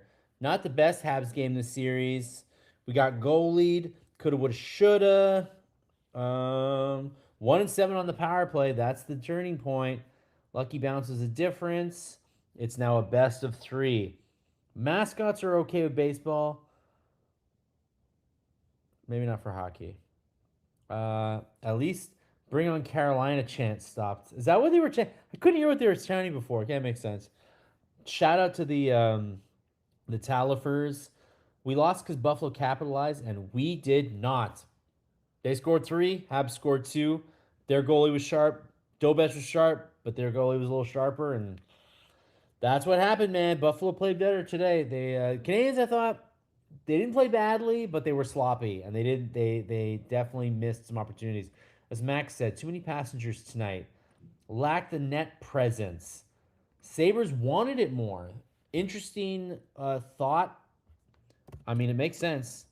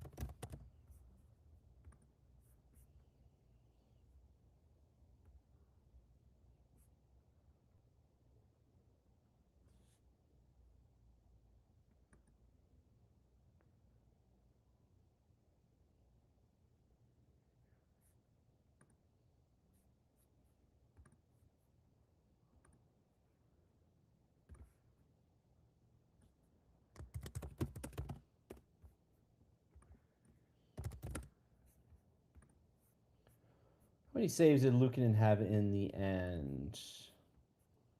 He did have 28 saves in the end. He was fantastic.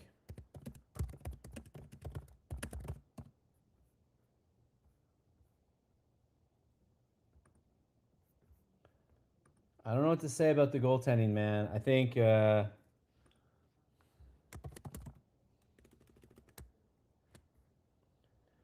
PP doesn't have a guy screening. It should have been Slavkovsky. I don't know what he's doing right now.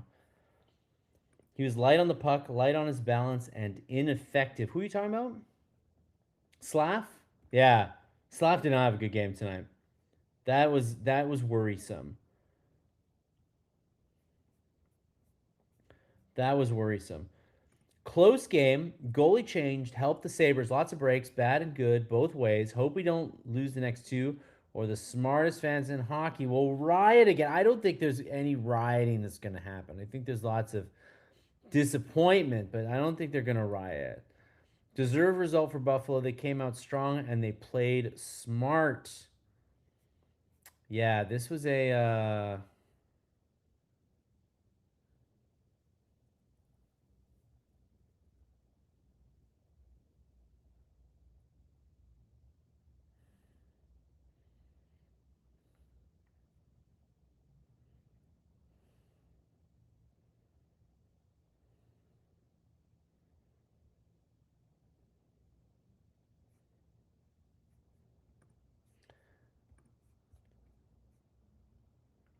need to get Demidov off the top power play unit. He makes too many mistakes. Slav needs to step it up. He was brutal. Cannot agree more about Slav. Demidov, I don't know if he's the issue on the power play, but the power play is definitely not rolling where it needs to be rolling. Shoot the flippin' puck. New series 2 out of 3. What a roller coaster. We will see you Thursday. I will see all of you guys on Thursday. Rethink the hat for the next game. This hat is done. We're gone. Done. The hat is gone. Maybe no hat. No, my hair. I need to get a haircut. I need to get a haircut if we're gonna do it with no. No, let's not do that.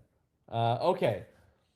So here's what's happening. As you guys know, Karen says sad but not surprised. Was not feeling the win. Hey, sometimes you can feel these things. Anyways, where was I at? Okay, so what's happening? So, About Last Night is coming tomorrow morning. Hidden Game with Herb Zukowski coming later tonight. Stu's filing later tonight. What the Puck tomorrow morning. Not a video this time. We're just doing the photos. But we got great photos of the mayor. The mayor was at the game tonight. We got, I think they went to go check out tattoos. You can get a Habs tattoo, guys, at the Bell Center. Did you know that? Would you get a tattoo? Would you get a Habs tattoo at the Bell Center? That's gonna be my question next game for you guys. You guys can tell me if you would get a Habs tattoo. So would you get a Habs tattoo? Then we've got tomorrow. We're recording Hockey Inside Out, a new episode of Hockey Inside Out. Guys, Chris Nyland and Rick Green are gonna dissect tonight's game, and my God, there was a lot to dissect. So much happened. Looked like Marty pulled a fast one on everybody when he challenged that goal. Didn't happen. Buffalo stormed back anyway. They got a bounce of their own. And this series is tied, man. This series is not going anywhere. Carolina sitting comfortably at home, waiting for the next opponent. They might be waiting for a long time because Buffalo woke up tonight. Montreal woke up the beast tonight. They did not want to wake up the beast. They woke up the beast. This series is about to go into overdrive. They better be ready. Demidov, Slavkovsky, Caulfield looks like he's finally back on track, but Slavkovsky and Demidov, time to wake up, time to play better. You didn't play well enough. And like times of the essence. You guys have the talent to absolutely kick the door down and beat the Sabres.